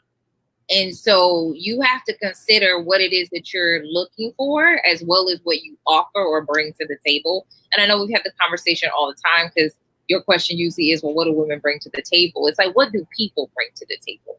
If you are interested in me, what do I value? And what are you willing to be a part of? You know, I'm not asking you to become my subject matter or be my muse, but are you willing to be a part of it? So if I have a show, if I go on tour, if I have a book signing, if I'm asked to do a public speaking engagement, if I'm asked to attend a wedding because I wrote the vows for the couple, like, are you going to come with me? Now, do I need you to come to everything? Absolutely not. Like Ryan said, show up for what's important. And if that's my full-time career, no, you can attend every single thing that I do. But if there are engagements in our city and you're not doing anything that Friday night, and you know that this is important to me, yeah, I'm gonna need you to show up. Just like you're gonna need me to show up in bed when we get home. Like, show up. You know what's funny too about us creative folks is, so we date somebody who, you know, they have to us a boring job, right?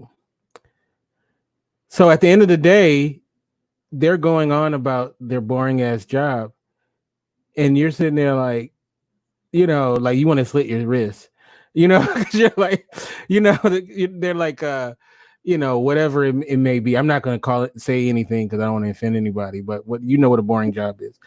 And so you're sitting there, and I had to get better at this, because I would be like, I don't care. like I would want to not talk about that job, you know. But you got to think about it like this. Hey, it's, especially this day and time, it's good to have a gig, whatever your gig is. So, but at the, you know, when I was younger though, I was definitely very judgmental and very elitist. I was. I'm not now. No, look, right now, if you got a gig, if you're mopping up a peeping booth, that's a gig. Okay. As long as you're not an actress. Right. Right. As long as you're not an actress in the peeping booth, then that might not be a good one. But but sometimes for, especially for us, right? When you know, they're talking about their day and their challenges, their work challenges, and you're just like, I want to slit my wrist. You do that all day long. That's what you do. You know, boring. And I then, don't like it my work. Yeah. No. Yeah. You know, but you know what's worse is hearing somebody complain about their crappy thing. So sometimes Work doesn't, whether it's art or not, it's just not a conversation that should be a part of the relationship too much. Like, only time maybe like I could talk about a client, like this client's supposed to pay me on time, blah, blah, blah, blah. Right.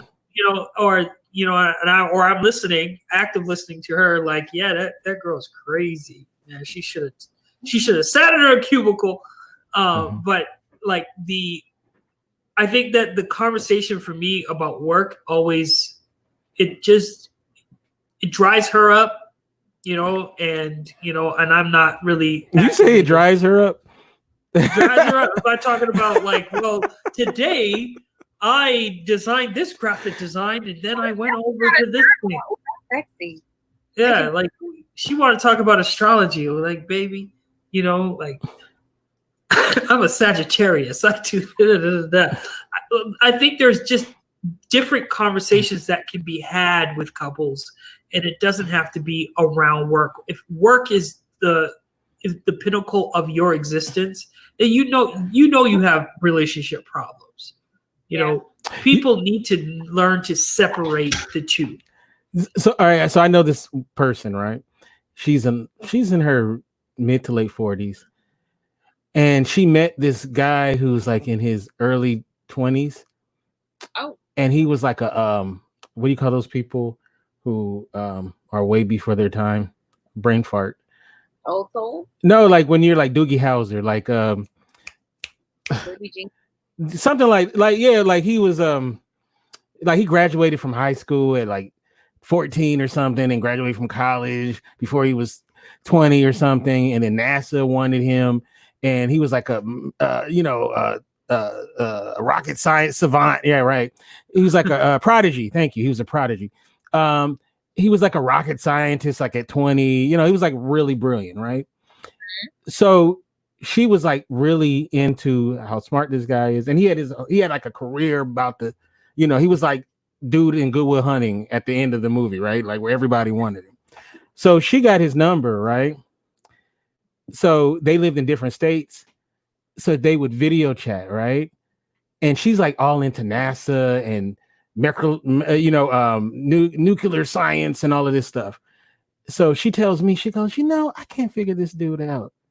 This guy's so brilliant, and all he wants to talk about are my breasts.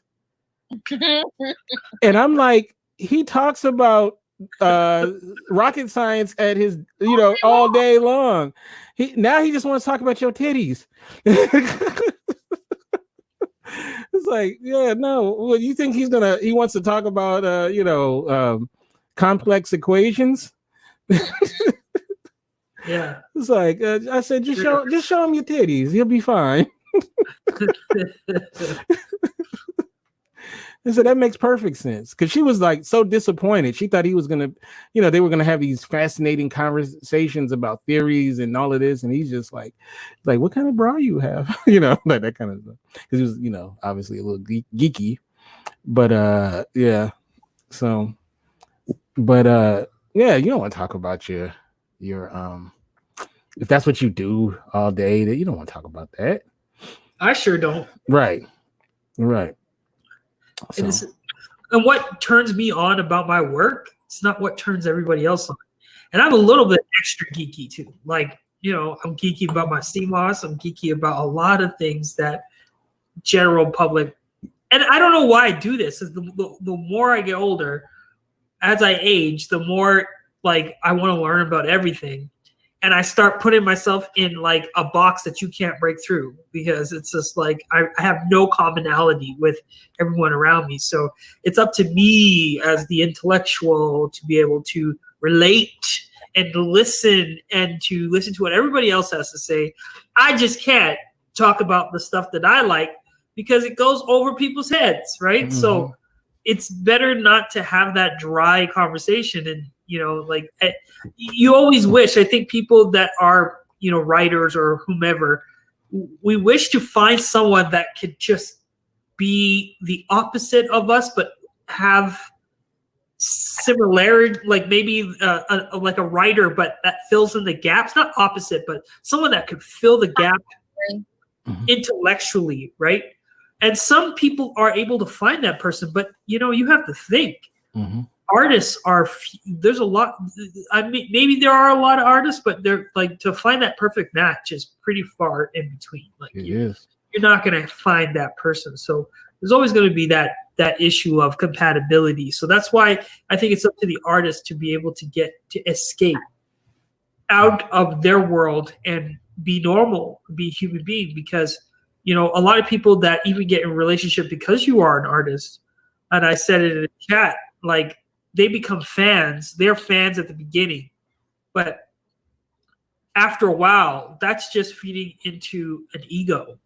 You want to separate that and have them find out what type of person you really are. Like, I have a mentor who, was a blues musician. He was my karate teacher and whatnot. But going to his house and he's watching TV, he's watching wrestling. Mm-hmm. For the first time, I'm like, damn, like a karate master, is watching wrestling. Like for me, it threw me off guard for a second, but to realize that he's just a man. He's not this superhuman person that I always looked at him as, so I mean, artists are human too.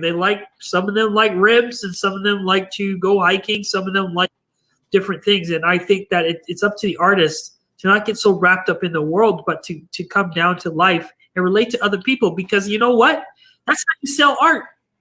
When you're friendly and you're friends and you're making friends and you're social and you have a different life outside of the things that you do, right? People don't like, guys and girls that are wrapped up. Sam Teague says, I'm okay with casual dating. Some people aren't meant for the family life thing, and I'm one of them. I love my art and freedom. Yeah. A lot of artists I know, they love their freedom more than anything. So it makes them not great art. Make them not great mates. And so I've seen people who lived great lives with, great artists, and I've seen the other opposite as well. So it just depends. I guess you got to find that right person, that person that compliments you in such a beautiful way. I know because I grew up in an artistic family, and I know so many master artists, and the ones that are married and have wonderful relationships. I could say, I'm trying to think, is there a pattern? And I don't know if there's a necessarily pattern. The ones that's been married like a long time and they seem happy and content. I know some where you never see their wife at all. You almost forget he's married, And then I see the ones where the wife is there all the time, helping him lug his paintings around and stuff like that. That's the kind of one I like. I like that. I like, how they work together, and they have that, they're freaking frack, and they, I've known quite a bit of relationships like that. And so it just depends on the situation though. But to me, that is awesome to share something that you love so much with the person that you're with, and they be there for you like that. I mean, it's great, So I don't know. So Shannon,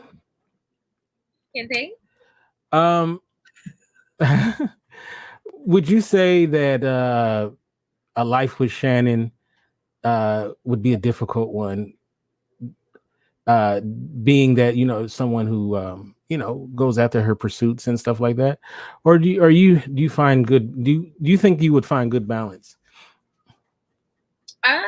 I think it would be good balance. I mean, I usually get all the passionate, non-negotiable, deal breaker type questions out of the way from jump. I mean, there are things that you just need to know about people. Of course, some people lie because sometimes we date representatives before we meet real people all the time.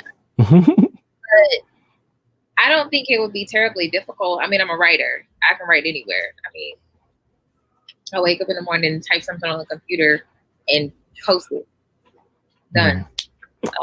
It's really simple. So I'm not one of those people that we sitting at dinner and we trying to have a conversation. I'm like, oh, I just got inspired. Be quiet. Let me finish this poem. Not one of those people. Now I'm gonna tell you something a lot of creatives don't like, and I want to get your opinion on it. Is when you have a mate who is around you for a while, kind of sees what you do, and then they have all these bad ideas they want to give you. Yeah. It's like, what you should do. And it's like, when you hear that, what you should do, you're like,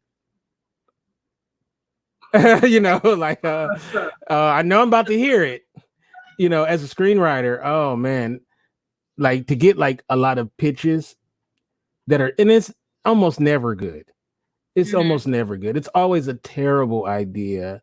Welcome, Steph, in the chat room. And we have Marisol as well. Andrea is here too. So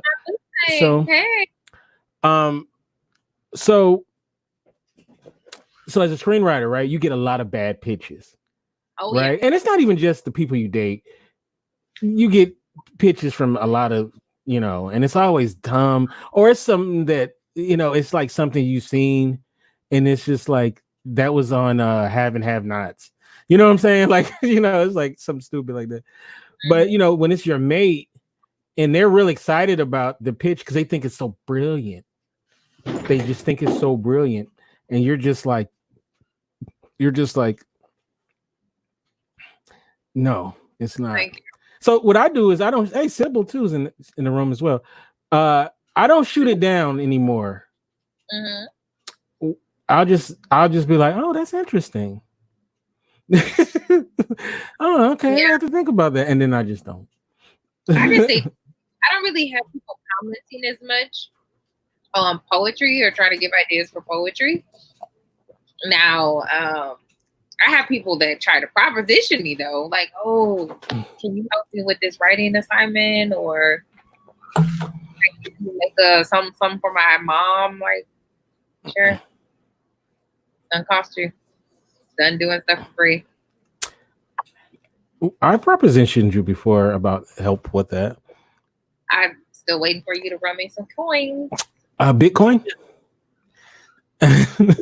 Sam says normally it doesn't work for creators. We need that excitement, that inspiration, that new, that wow. Yep, that's for sure.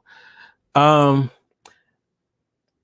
it is something though when you do it, and it'd be so excited too. They just tell you something that they swear. But here's the problem too though. Every once in a while, they'll give you an idea that's very similar to something you're doing already. And I've learned to make sure as best you can, because if you do that thing, then they'll swear you stole it from them. They'll be like, "You doing my thing? I want, I want 50%." To divorce court, you'd be like, "Well, I inspired half the work." Right. One of my favorite stories. One of my favorite stories I ever heard. And I don't remember the group or the song. So if you know this story, you can fill in the blank for me. So apparently some musician, big time musician, went on a road trip with his girlfriend, and she was driving, and they got far from home, and they got in an argument, and she left him by the side of the road. So this artist, if you guys know the song or the artist, please let me know. So this artist wrote a song about it. And it was like a big hit, like a huge hit song. And so they broke up too. That obviously that was something that they broke up over, right? So when he wrote this hit song about her leaving him on the side of the road and and all of this stuff, she sued him because she said, if I never did that fucked up shit leaving you on the side of the road, you wouldn't have had a song to do it.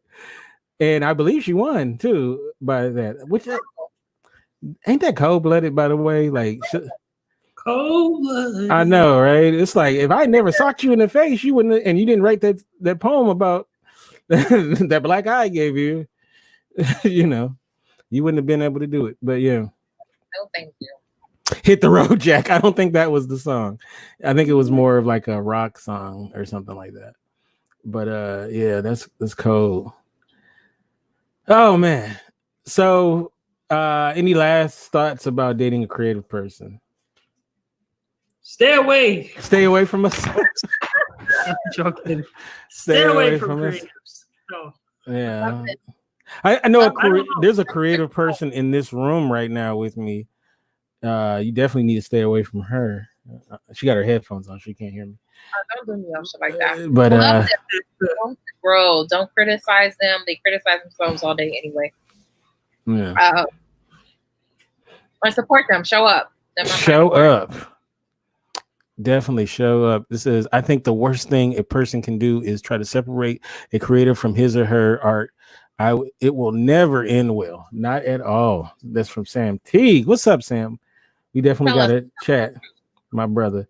All right, so Ryan, how can we get you in social media and all that good stuff? You can find me at Hustle Zone and Hustle Zone TV, and yeah, that's it. Hustle Zone and Hustle Zone TV on Instagram. All right, and when is your next show? We're working on it. We have everyone's doing StreamYard right now, so we are. I've invested in some time in software so that we can make our stuff go a little bit unique. Because everybody keeps on coming onto our show and then starting their StreamYards after they come onto the show. I'm like, so I'm like wondering where are my people? And they're too busy doing another show. So we're creating. I bought Wirecast, so I'm trying to get figure it out. We're trying to we want to upgrade the level of the podcast so we can still remain relevant. I love you guys' show, and you guys got me once when I guess I was drinking on this show, and I was a little sauce. I think I probably overshared on y'all's show. So, but I'm not gonna tell you what show that was, so I won't be able to find it. But I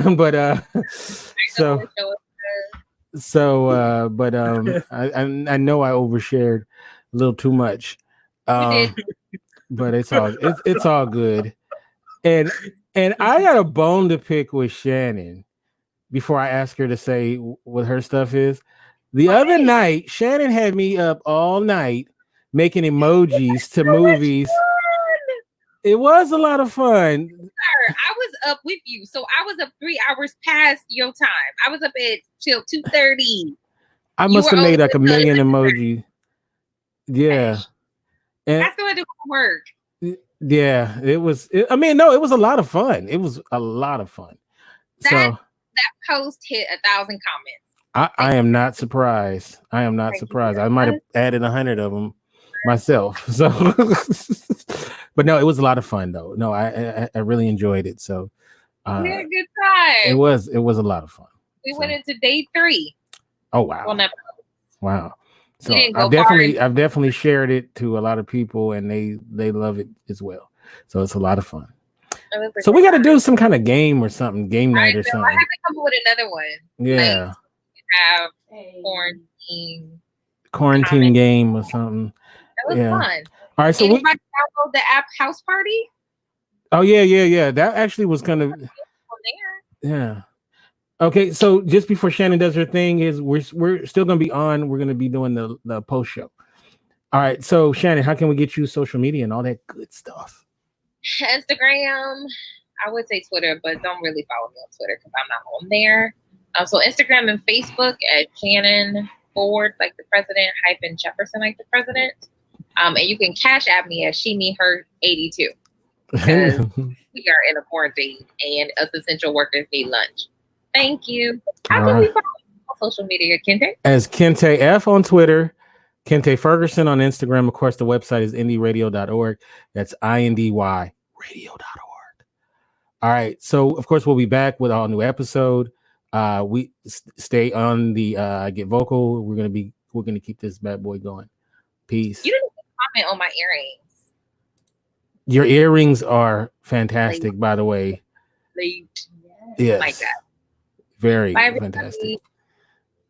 So, no, earrings are great. I was saying the other day. How? I was saying just the other day how I have a appreciation for Black women? Yeah, I just developed it. I didn't before. Hilarious. Eyebrows. You have for eyebrows? Mm-hmm. Me too. I never noticed them before. Never noticed them really before, but now I mean, I'm not talking about like a foot fetish. I just appreciate when women do great jobs with them, or way more than I have in the past. I don't know what that is. It could be like a 90-year-old grandma if she got it popping. You know what I have an appreciation for? What's that? Gray sweatpants. You and the gray sweatpants. You and Marisa. Gray sweatpants. Sorry. Hi. Hey, Marisa. You know your son has become a little star, Marisa. My little Evan. Yeah. His little TikTok dances. Yeah, he got some rhythm there. Did he get it from you? Yeah, of course. All right, that's what's up. Yeah. And he's 6, right?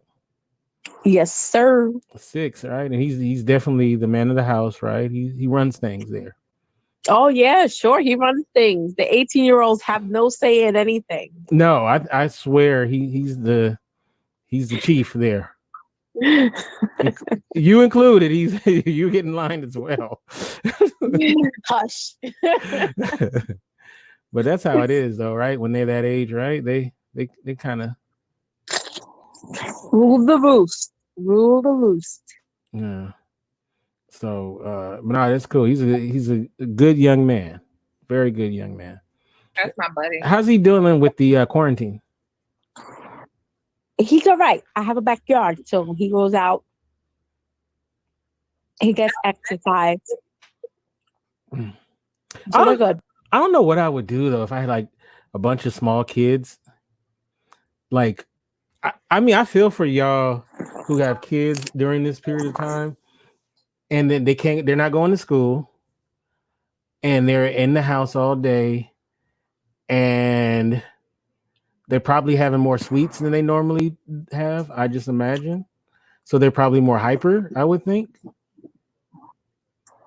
Not my kids. No, not your kids. Okay, Schedule still. they still on 12 schedule? o'clock. Everyone's in bed. Importante. Okay, 8:45. Everyone's awake. I don't care. I don't care. I don't care. I don't care.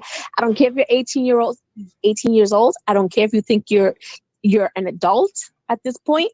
8:45. You are up. You are brushing your teeth. You're getting breakfast. You're getting ready for school. Done. Wait a minute, the 18-year-old though, he's just about to out the house, right? But you're still in it though. They're not allowed to hop out. I don't care. No, well, I mean, he's going off to school, Both of them. right? The well, girl yeah. decided she wanted to go off to school now too. Oh, okay. Yeah. Yeah. So I know you're gonna cry. I know you're gonna cry. I am not gonna cry. Hush. You're gonna cry. I'm not And then gonna 12 cry. years later, you're gonna cry again. I am not gonna cry. Hush now. Yeah. Which Oh man, I hope they record it so we can see the tears, the big Hi, tears Anthony. coming out. Yeah. Hush, Drake. And I am not gonna cry. If I had kids and they got to that milestone, I'd cry too. And I'm gangster as it is. So so it's I all cried good. on their 18th birthday. Yeah. I think I might have said this. My niece, who everybody knows is my favorite, at her I was about to say her wedding, at her graduation from high school. She's the youngest of my brother's kids, and I got choked up when they called her name. I got really choked up, right? So she's your favorite. Yeah, and I started kind of tearing up a little bit. Don't tell nobody. And her brothers, because he has 3 older brothers, they looked at me like, really? You went to our graduations, you didn't shed one tear. Like they was like, oh, but for her though, you're gonna get choked up. I was like, hey, I can't help it, all right. It's my fave. Here for that. So oh man. Yeah, you're going to cry at her wedding, and it's going to be so cute. Oh, I didn't think that. What, me or Marisol when your daughter gets married? My daughter ain't getting married. So- She's not allowed to get married. Well, who's going to give you a grandkid first? Ain't nobody giving me no grandkids. No one's allowed to be having no grandkids and give me no grandkids. I am too young to be a grandma, and I don't care if Dre is my age and is a grandpa, because he's gonna comment and be like, "But I'm a grandpa." So So I will tell you, ever, they will not make me a young grandma. I'm just saying. So are you going to be grandma, granny, Mima? Like which one when you finally become grandma? Lela, Layla. Yeah. What's Layla? abuela. Oh, abuela. Okay. All right. But young children have a problem saying that whole abuela. Abuela. So it's easier to say Lela. Who talked first, your boy or your daughter? My daughter, What was her first word? Dada. Of course. Yeah. Of course. Yeah, What of was course. your son's first word? Mama. Mama. Because I refuse to let his be Dada too.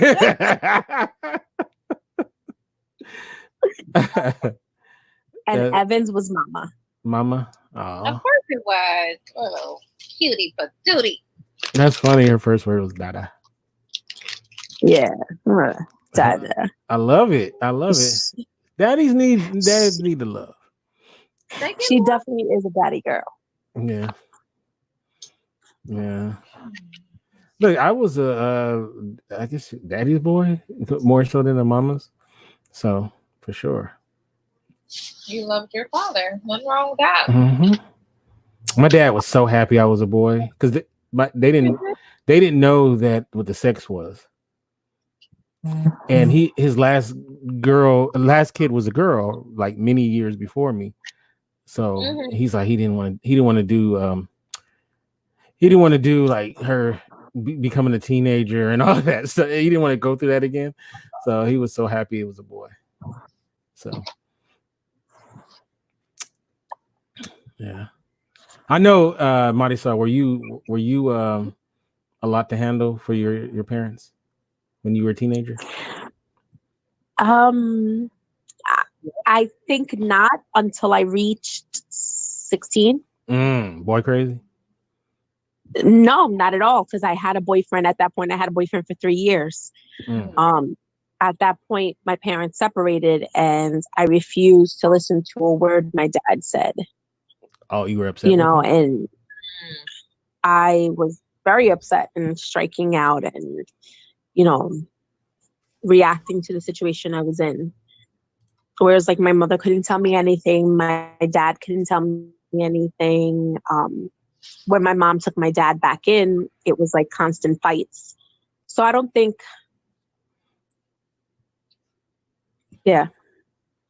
Me and Shannon, though, me and Shannon were like saint kids. Like, we didn't get in any trouble. We were perfect, great grades.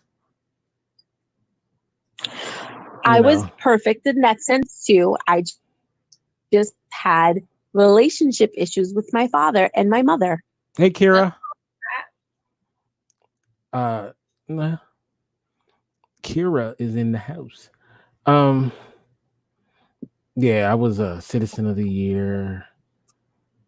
I was just a great kid. You could tell by if you see my pictures when I was a kid, I looked like a really good, nice kid. You look like her. I looked like the part, and that was me. But you weren't. I was the part. I really was. I was a wholesome kid. I was like wholesome. I was wholesome. Not even adjacent. I was wholesome for real. I wasn't adjacent either. Yeah. No, I was a good kid. So we're gonna do some of my topics on next week? Yeah, I'm all for it. All for it. I'm excited. I'm excited. I was told I was bossy a couple of days ago. Really? Now who told you this? Friend. Did they play the song for you? They were like, "You are bossy." I was like, "Well, I just know when to assert myself." Was it did you take great offense to it? Of course not. I told them when they could boss me though. Oh, it was a dude. No. Oh. Okay. Told them they could boss me when they pay my bills.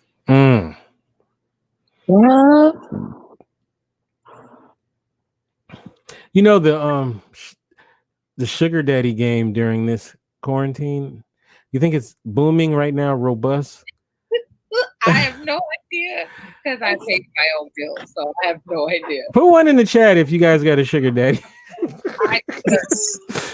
And if you do, does he have a brother so I can share? In the chat, if you brother cousin's number, because I need.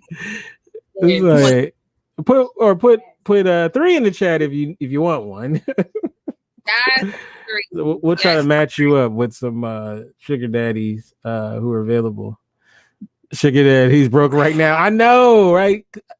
I'm imagining though, like some sugar daddies might be, if they're small business owners, because my ex-employer, all her little friends. That's all I'm gonna say for that. Yeah. I don't know. That kind of got sucked though. If you were counting on your sugar daddy to get through, and then now these tough times are happening, and your sugar daddy's like, Beach, Danny. yeah, your sugar daddy's like, look, right now times are hard. We all got to make some cutbacks. so I ain't paying your rent for the next 3 months for sure. So you know, we all got to do it. You, my wife, the kids. I had to pawn the kids' iPad. It's like times are tough right now. So. Danny, I'm looking for them too. So let's go. Where they at? But see though, the old school women gave something back to the sugar daddy. Y'all want him just to pay with nothing really in return. What's wrong with that? At least the sugar daddy got sugar in the past. Y'all ain't trying to give up no sugar. What's that? Sugar's a kiss. I don't know, but I'll kiss anybody. You gonna pay my bills for the rest of my life? I'll kiss you. That's about it. No, I'm just saying, if somebody's gonna be the sugar daddy, he needs. I would think he should. Not all sugar daddies got sugar. I'll pass. No, you gotta give up something to get something. They could get a little sugar. That's it. Like what kind of no goodies? If he paying the bills, I will give him a hand job. Oh, see what I mean? I feel bad for sugar daddies if that's all they getting is a hand job. Jeez, man, you need to step your sugar daddy game up, but like, I wish some guy would brag about this. Be like, hey, I got me a girl stashed, in Marina Del Rey. I pay her rent. I pay her bills. Oh, really? Really? Do you go over there and hang out with her? Yeah. Like, what do y'all be doing? Oh man, she gives me the best hand jobs. I would clown the shit out of that guy. I am laughing my ass off right now at Danny's comment and Stephanie's. My girl told me that if you gag on it, you get cash apps. Oh, hilarious. That is the point of a pain to be in your presence. Wow. I have not tested that theory yet. Wow, man. These sugar daddies, if this is what the sugar daddies are getting in 2020, they suck. Back in the day, I remember when sugar daddies, boy, they had a whole roster. I mean, why are you worried about it if you ain't trying to be one? I'm not worried about it. I'm just thinking it's kind of strange. Okay, to each his own. You gotta give the sugar. They gave 20 instead of the new upgrade at 40. Hilarious. Kente, would you be my sugar daddy? I am broke. I can't be no sugar daddies. The times are hard. Are they? I can't even afford a sugar daddy candy. That's unfortunate. I know, right? That sucks. I mean, Dante though. Dante got that bank. I think he's. I wonder if he's dropped. I need to ask him though. Has this COVID hurt his bankroll? Probably not.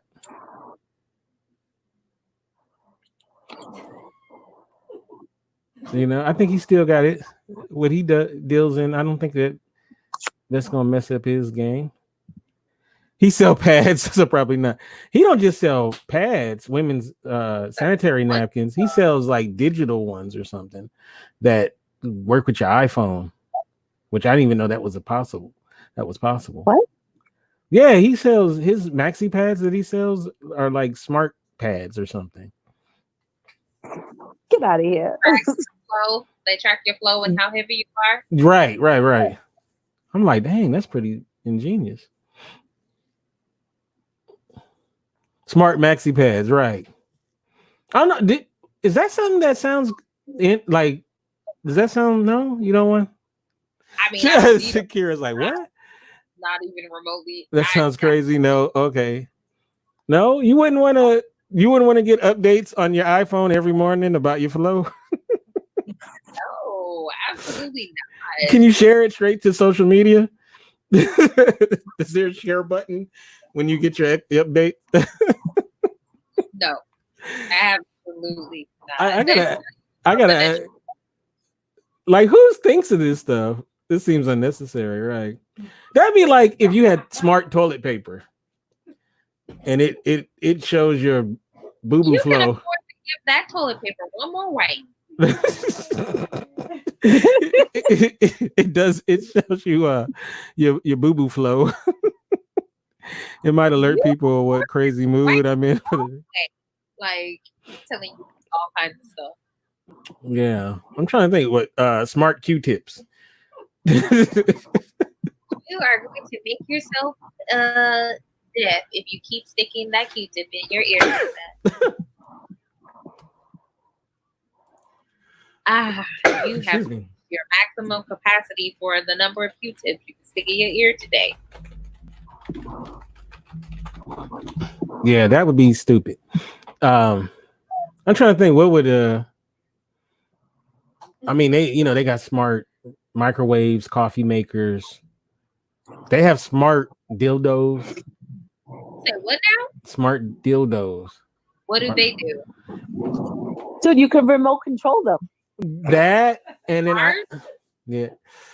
I think it What's smart about that? Remote control? I mean, that's not smart. like, Or that I maybe like probably more of a vibrator. I don't know if a dildo you can make a dildo smart. They pretty now, dumb. I can remove my hand from the item and it do all the work. Then they can make you come. They can, and they'll keep track of your cum. I guess, I don't know. That's what a smart vibrator would do. It just would keep track of it. Yeah. And then you can hand the data to like your new boyfriend. He could look at the data like, oh, okay, all right, No. No. No. No. They come with a warm towel. They should though. They should. Yeah. To clean up on Al, whoever. Mm. Yeah. Sounds like a that's good not idea. what I would want a smart device in. No. I don't know. They do have stuff that you can track your conquest, and keep track of it. I mean, you don't need a smart device for that though. No, it's like keeping like a virtual diary of people you F with. I have the Flow app. Good point. It tells you when you're fertile. Oh wow. Yeah, I hear that's a pretty good app. If you get pregnant, Who want to get pregnant? Oh, a smart condom. Smart who? A smart condom. That are still only 99% accurate? Yeah. What What would be the purpose of a smart condom? To tell you when you're about to come, so you pull out. So you sperm count. All right.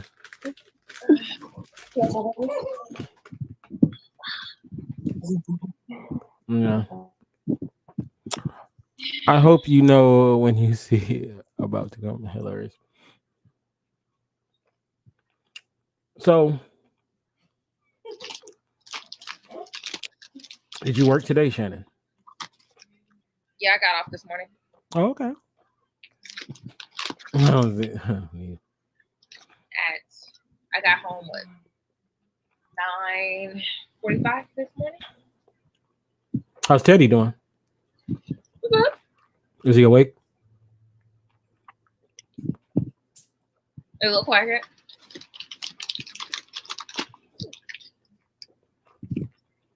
Yeah, it's gonna. Oh, he doesn't want to come out.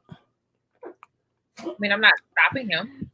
It's open. Oh, he just likes hanging out in it. I mean, he also knows it's bedtime. I wish I did, Stephanie. I wish I did. You know, a lot of people are. A lot of people. I mean, the shit. There ain't shit else to do. So there's a couple of things going on. There's people who are quarantined with their significant other, and then there's people who make late night trips, breaking the quarantine. I would be number 2. Who's been having phone sex? Hilarious.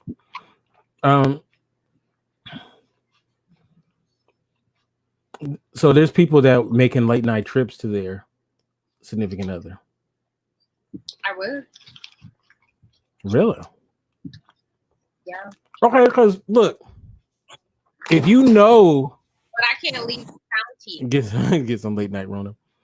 If you know your dude is observing the quarantine, doing everything he's supposed to do, and he lives 15 minutes away, I mean, are you really hurting something by? We just had this conversation yesterday. Like, if you lived closer, it'd be a wrap. I'd have to tell my landlady, I will see you on the weekend only when I have to work overnight. But Monday through Thursday, I would not be here. I think the problem is symptomatic. People. I think you would rather stay away from everyone, not knowing who they've come in contact with. So that way, you know, you're not going to catch anything inadvertently. But I'm already out every day. I work every day outside of my home. So what would be the difference for me getting in my car, going to my boo's house, who's not leaving his house? Because then you would risk him. What? So I'm risking people every day. In essence, if that's the case, am I not? I don't live alone. No, you're risking yourself, not them. But what I'm saying is, I don't live alone, so I come home to someone every single day. It's the same thing, really. It is the same thing in essence. Especially if you trust. I don't know. If you trust your mate that's telling the truth. Family for Easter, because I think that even in separate households, even though we're family, they still come in contact with people that I don't come in contact with, and I don't risk it. I agree. I'm not doing any of these things. Trust me, I'm observing. I'm not going to see no bae, no boo, not getting no ooh la la. Like, I have to resort to FaceTime and Messenger and all those things. But to me, it's no different. I don't have family. The closest person to me is 7.5 hours. Family-wise. And I'm not driving to the county unless I have some documentation that I'm leaving for essential work, and my work is here. So I'm not gonna lie just to go see somebody 7.5 hours just on the GP and say I need to go hang out with them. I'm like, your dude don't go nowhere. You know that he's taking care of everything he's supposed to. He doesn't, maybe he goes to the store, but he does everything he's supposed to do. And no, I thought that if he lives closer, it might be a wrap. I would probably stay in his house and not my own. I would have quarantined. That would have been dumb. I would quarantine with him first before staying at my own house. I mean, because you think about it, if you work around other people and you're still working during this time, isn't it like the same if you go see your man or your woman? I quarantine with me and my dog, so I mean, or is it does the sex make it less quarantine-y? What? Like, okay, so you work every day, you're around coworkers and people that are at the place you work at, right?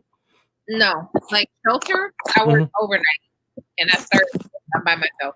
Oh, so you don't see other people? I mean, the participants, right? So you do see them. Actually engage them outside of them talking to glass. I'll stay in the office all night. Okay, you're messing up my thing. My argument. I don't wear a mask.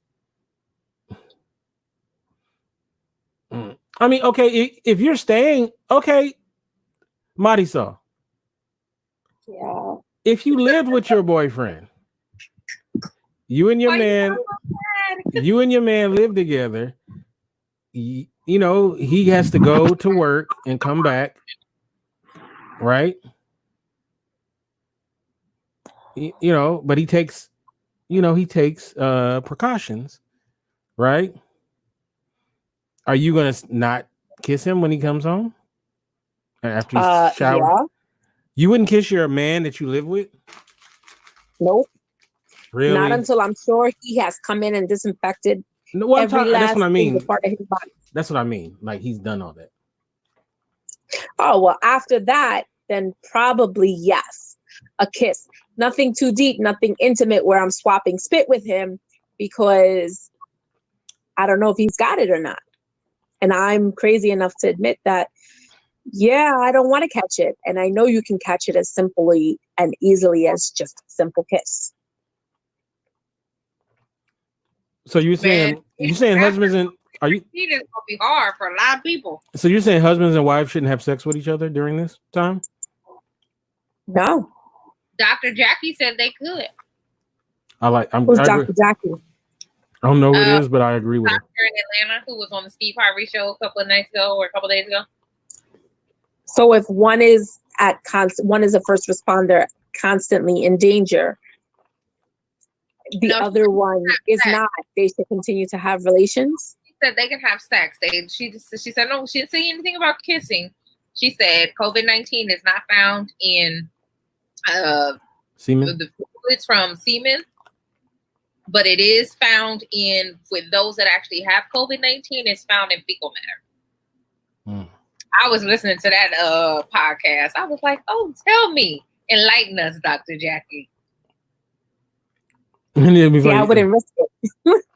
The doctor just said you can have sex. I don't care. Really? It was a good one. It was real good. I'm like this. If he got it or you got it, if y'all around each other like that, y'all gonna give it to each other.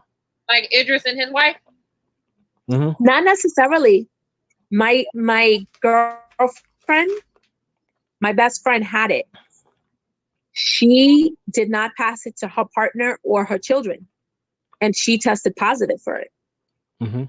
Like fevers, chills, dizziness, weak body, everything, blood clot, everything you can think of, she had. And she quarantined as soon as her symptoms started showing. Mm-hmm. And the others have been fine to the point where she's recovering now. And thank God, knock on some wood, them others have not shown a single symptom of it. So not necessarily are you passing it on to your partner. But I don't think sex would make it. I mean, if they have it, obviously, but I don't think sex would make it more passable than just being around the person like that.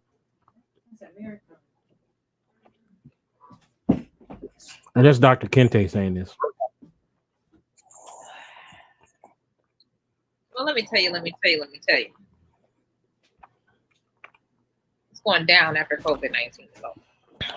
Yes. Crazy.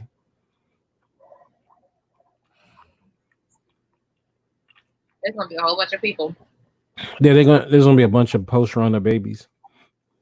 It's gonna be a whole bunch of people who are doing things they ain't never done before. I'm gonna block a few people after this is over. Yes, Danny, blocking people after it's over. You are absolutely right. Yeah. Well, definitely. You are in ground zero though. Marisol is, yeah. Yeah. So I guess it is kind of a different vibe. It's so scary out here. Like my para currently, my coworker is in the hospital.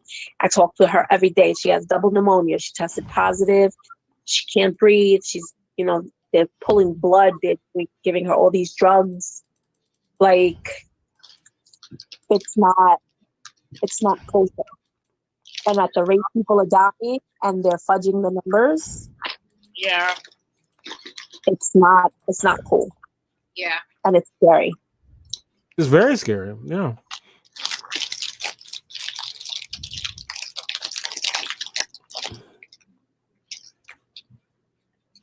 On a lighter note, These cuties is the bomb. oh yeah, Yeah. I didn't have dinner. I was asleep all day. I came home, had a bowl of cereal, and then I got in the bed. Mm. And I've been eating cuties and alternating between lentil chips and popcorn and firecrackers. Because I don't want to go downstairs and cook nothing.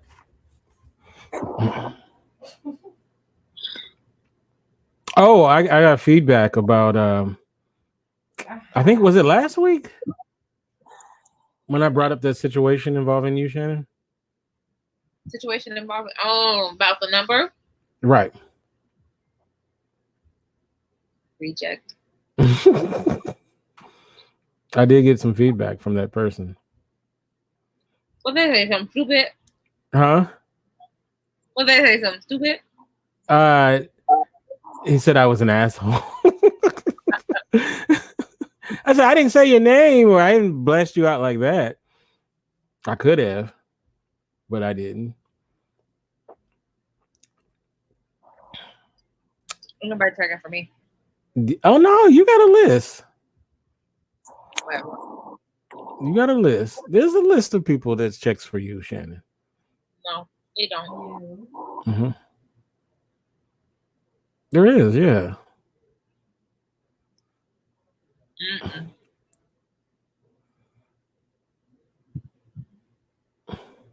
That's why Jen says I asked about you. in the romantic connotation, Jen, you like my sister from another mister. You don't count. Marisol, would you let like if you had a close friend that you grew up with, I don't know if you do, would you be okay with them dating Shannon? Would I be okay with them dating Shannon?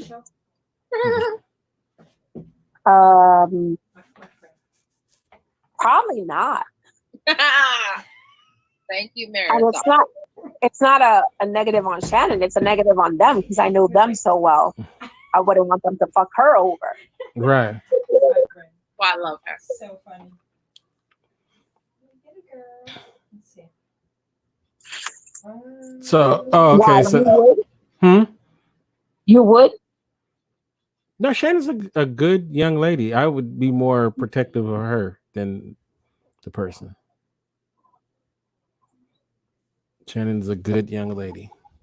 Christian. I'm gonna list all of Shannon's great qualities. She's smart. She's smart. She's a Christian. Creative. Attractive. I love a good taco. She has a shiny coat. No, just playing.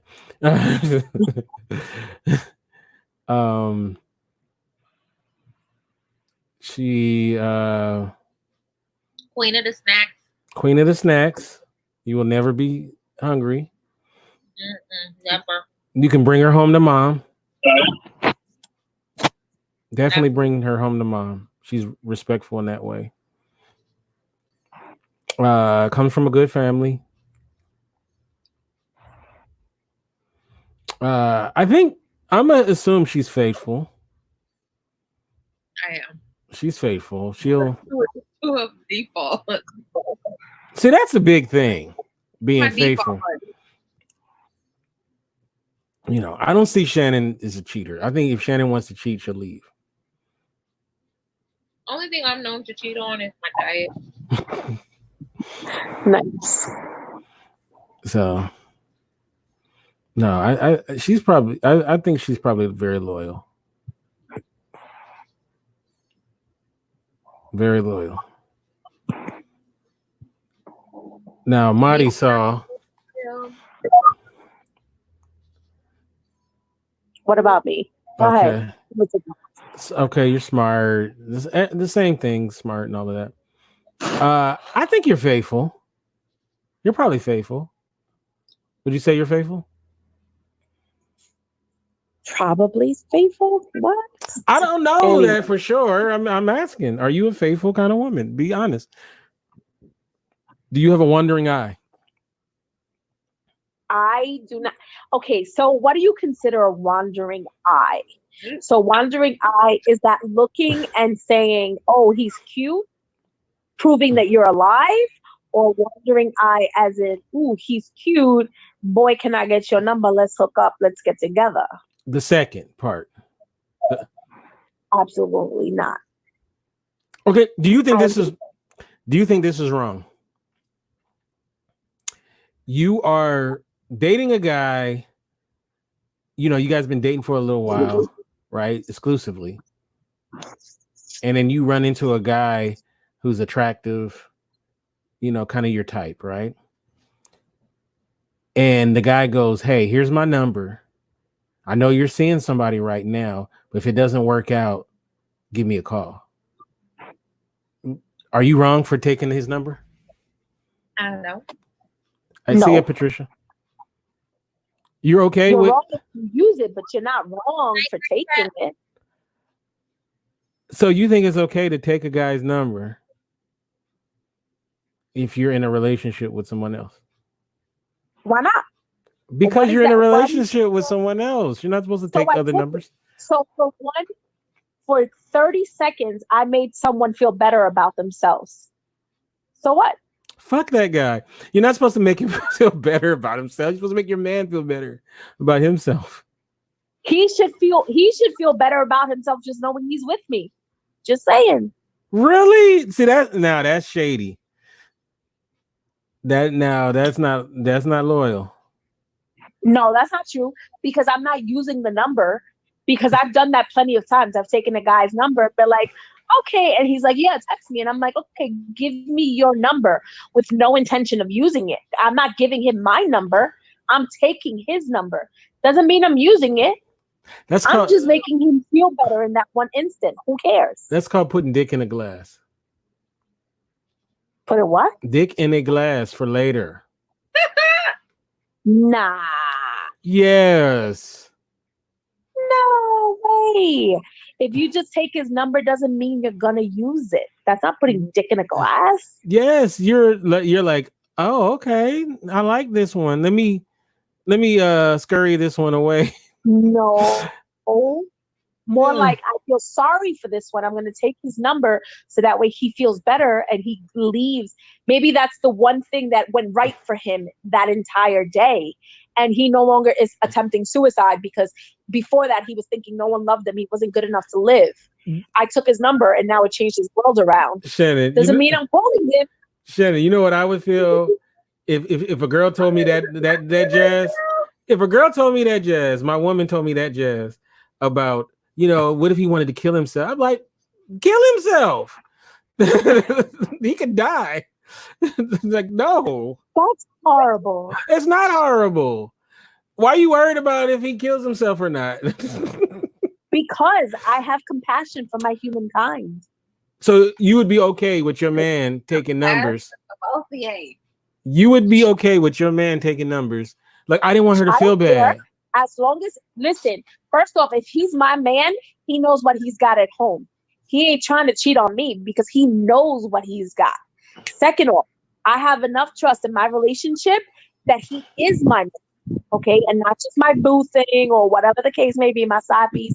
He's my man, which means I have enough trust in him to know that it doesn't matter who throws himself at him. She can be in front of him naked and he'd be like, "Okay, yeah, you look good," and still come home to me and only think about me. So yeah, I wouldn't care if he got another girl's number, because that doesn't mean anything. You're supposed to say, "I'm in a relationship. I cannot take your number." Girls want my nigga. Yes, he's good looking. You're supposed to say, "I'm in a relationship. I cannot take your number." See. Yeah, she dropped out, but I had to go get another. I don't know. I don't see Shannon taking a number though. Shannon would say, "I'm in a relationship. I can't take your number." Oh, I usually say I got a man, Right. I don't see Shannon being shady like that. even when I ain't got one. I got a man. What he got to do with me? Remember that's I ain't trying to hear that.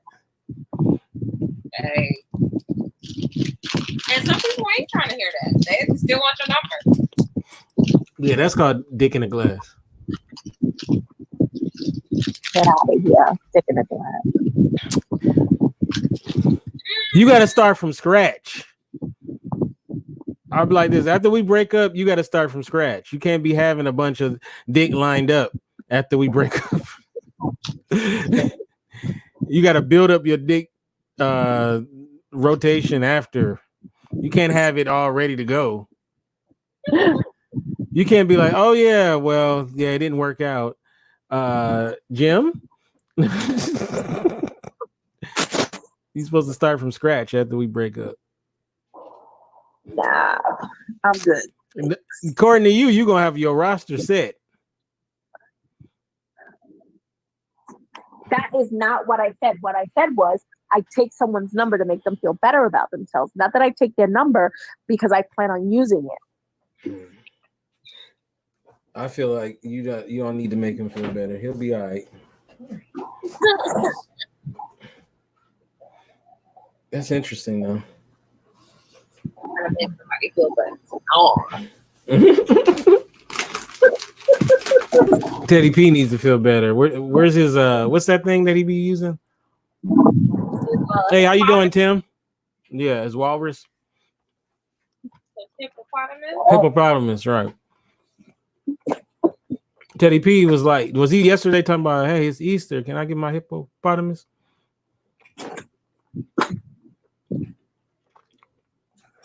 It's Sunday Fun Day. I don't know how we got a hold of it yesterday, but I heard the banging. I had to get up out my bed and take it. Because I was like, dude, I'm trying to sleep. He was like, bang, bang, bang. And I said, what we not going to do is this. He was like, bang, bang, bang. Where's that?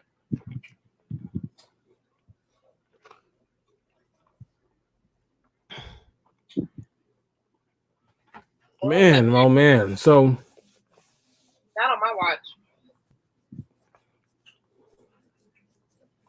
how to make a pasta cake. I'm good on that. Yeah, that sounds gross. Sounds very gross. These dark chocolate covered almonds is hidden.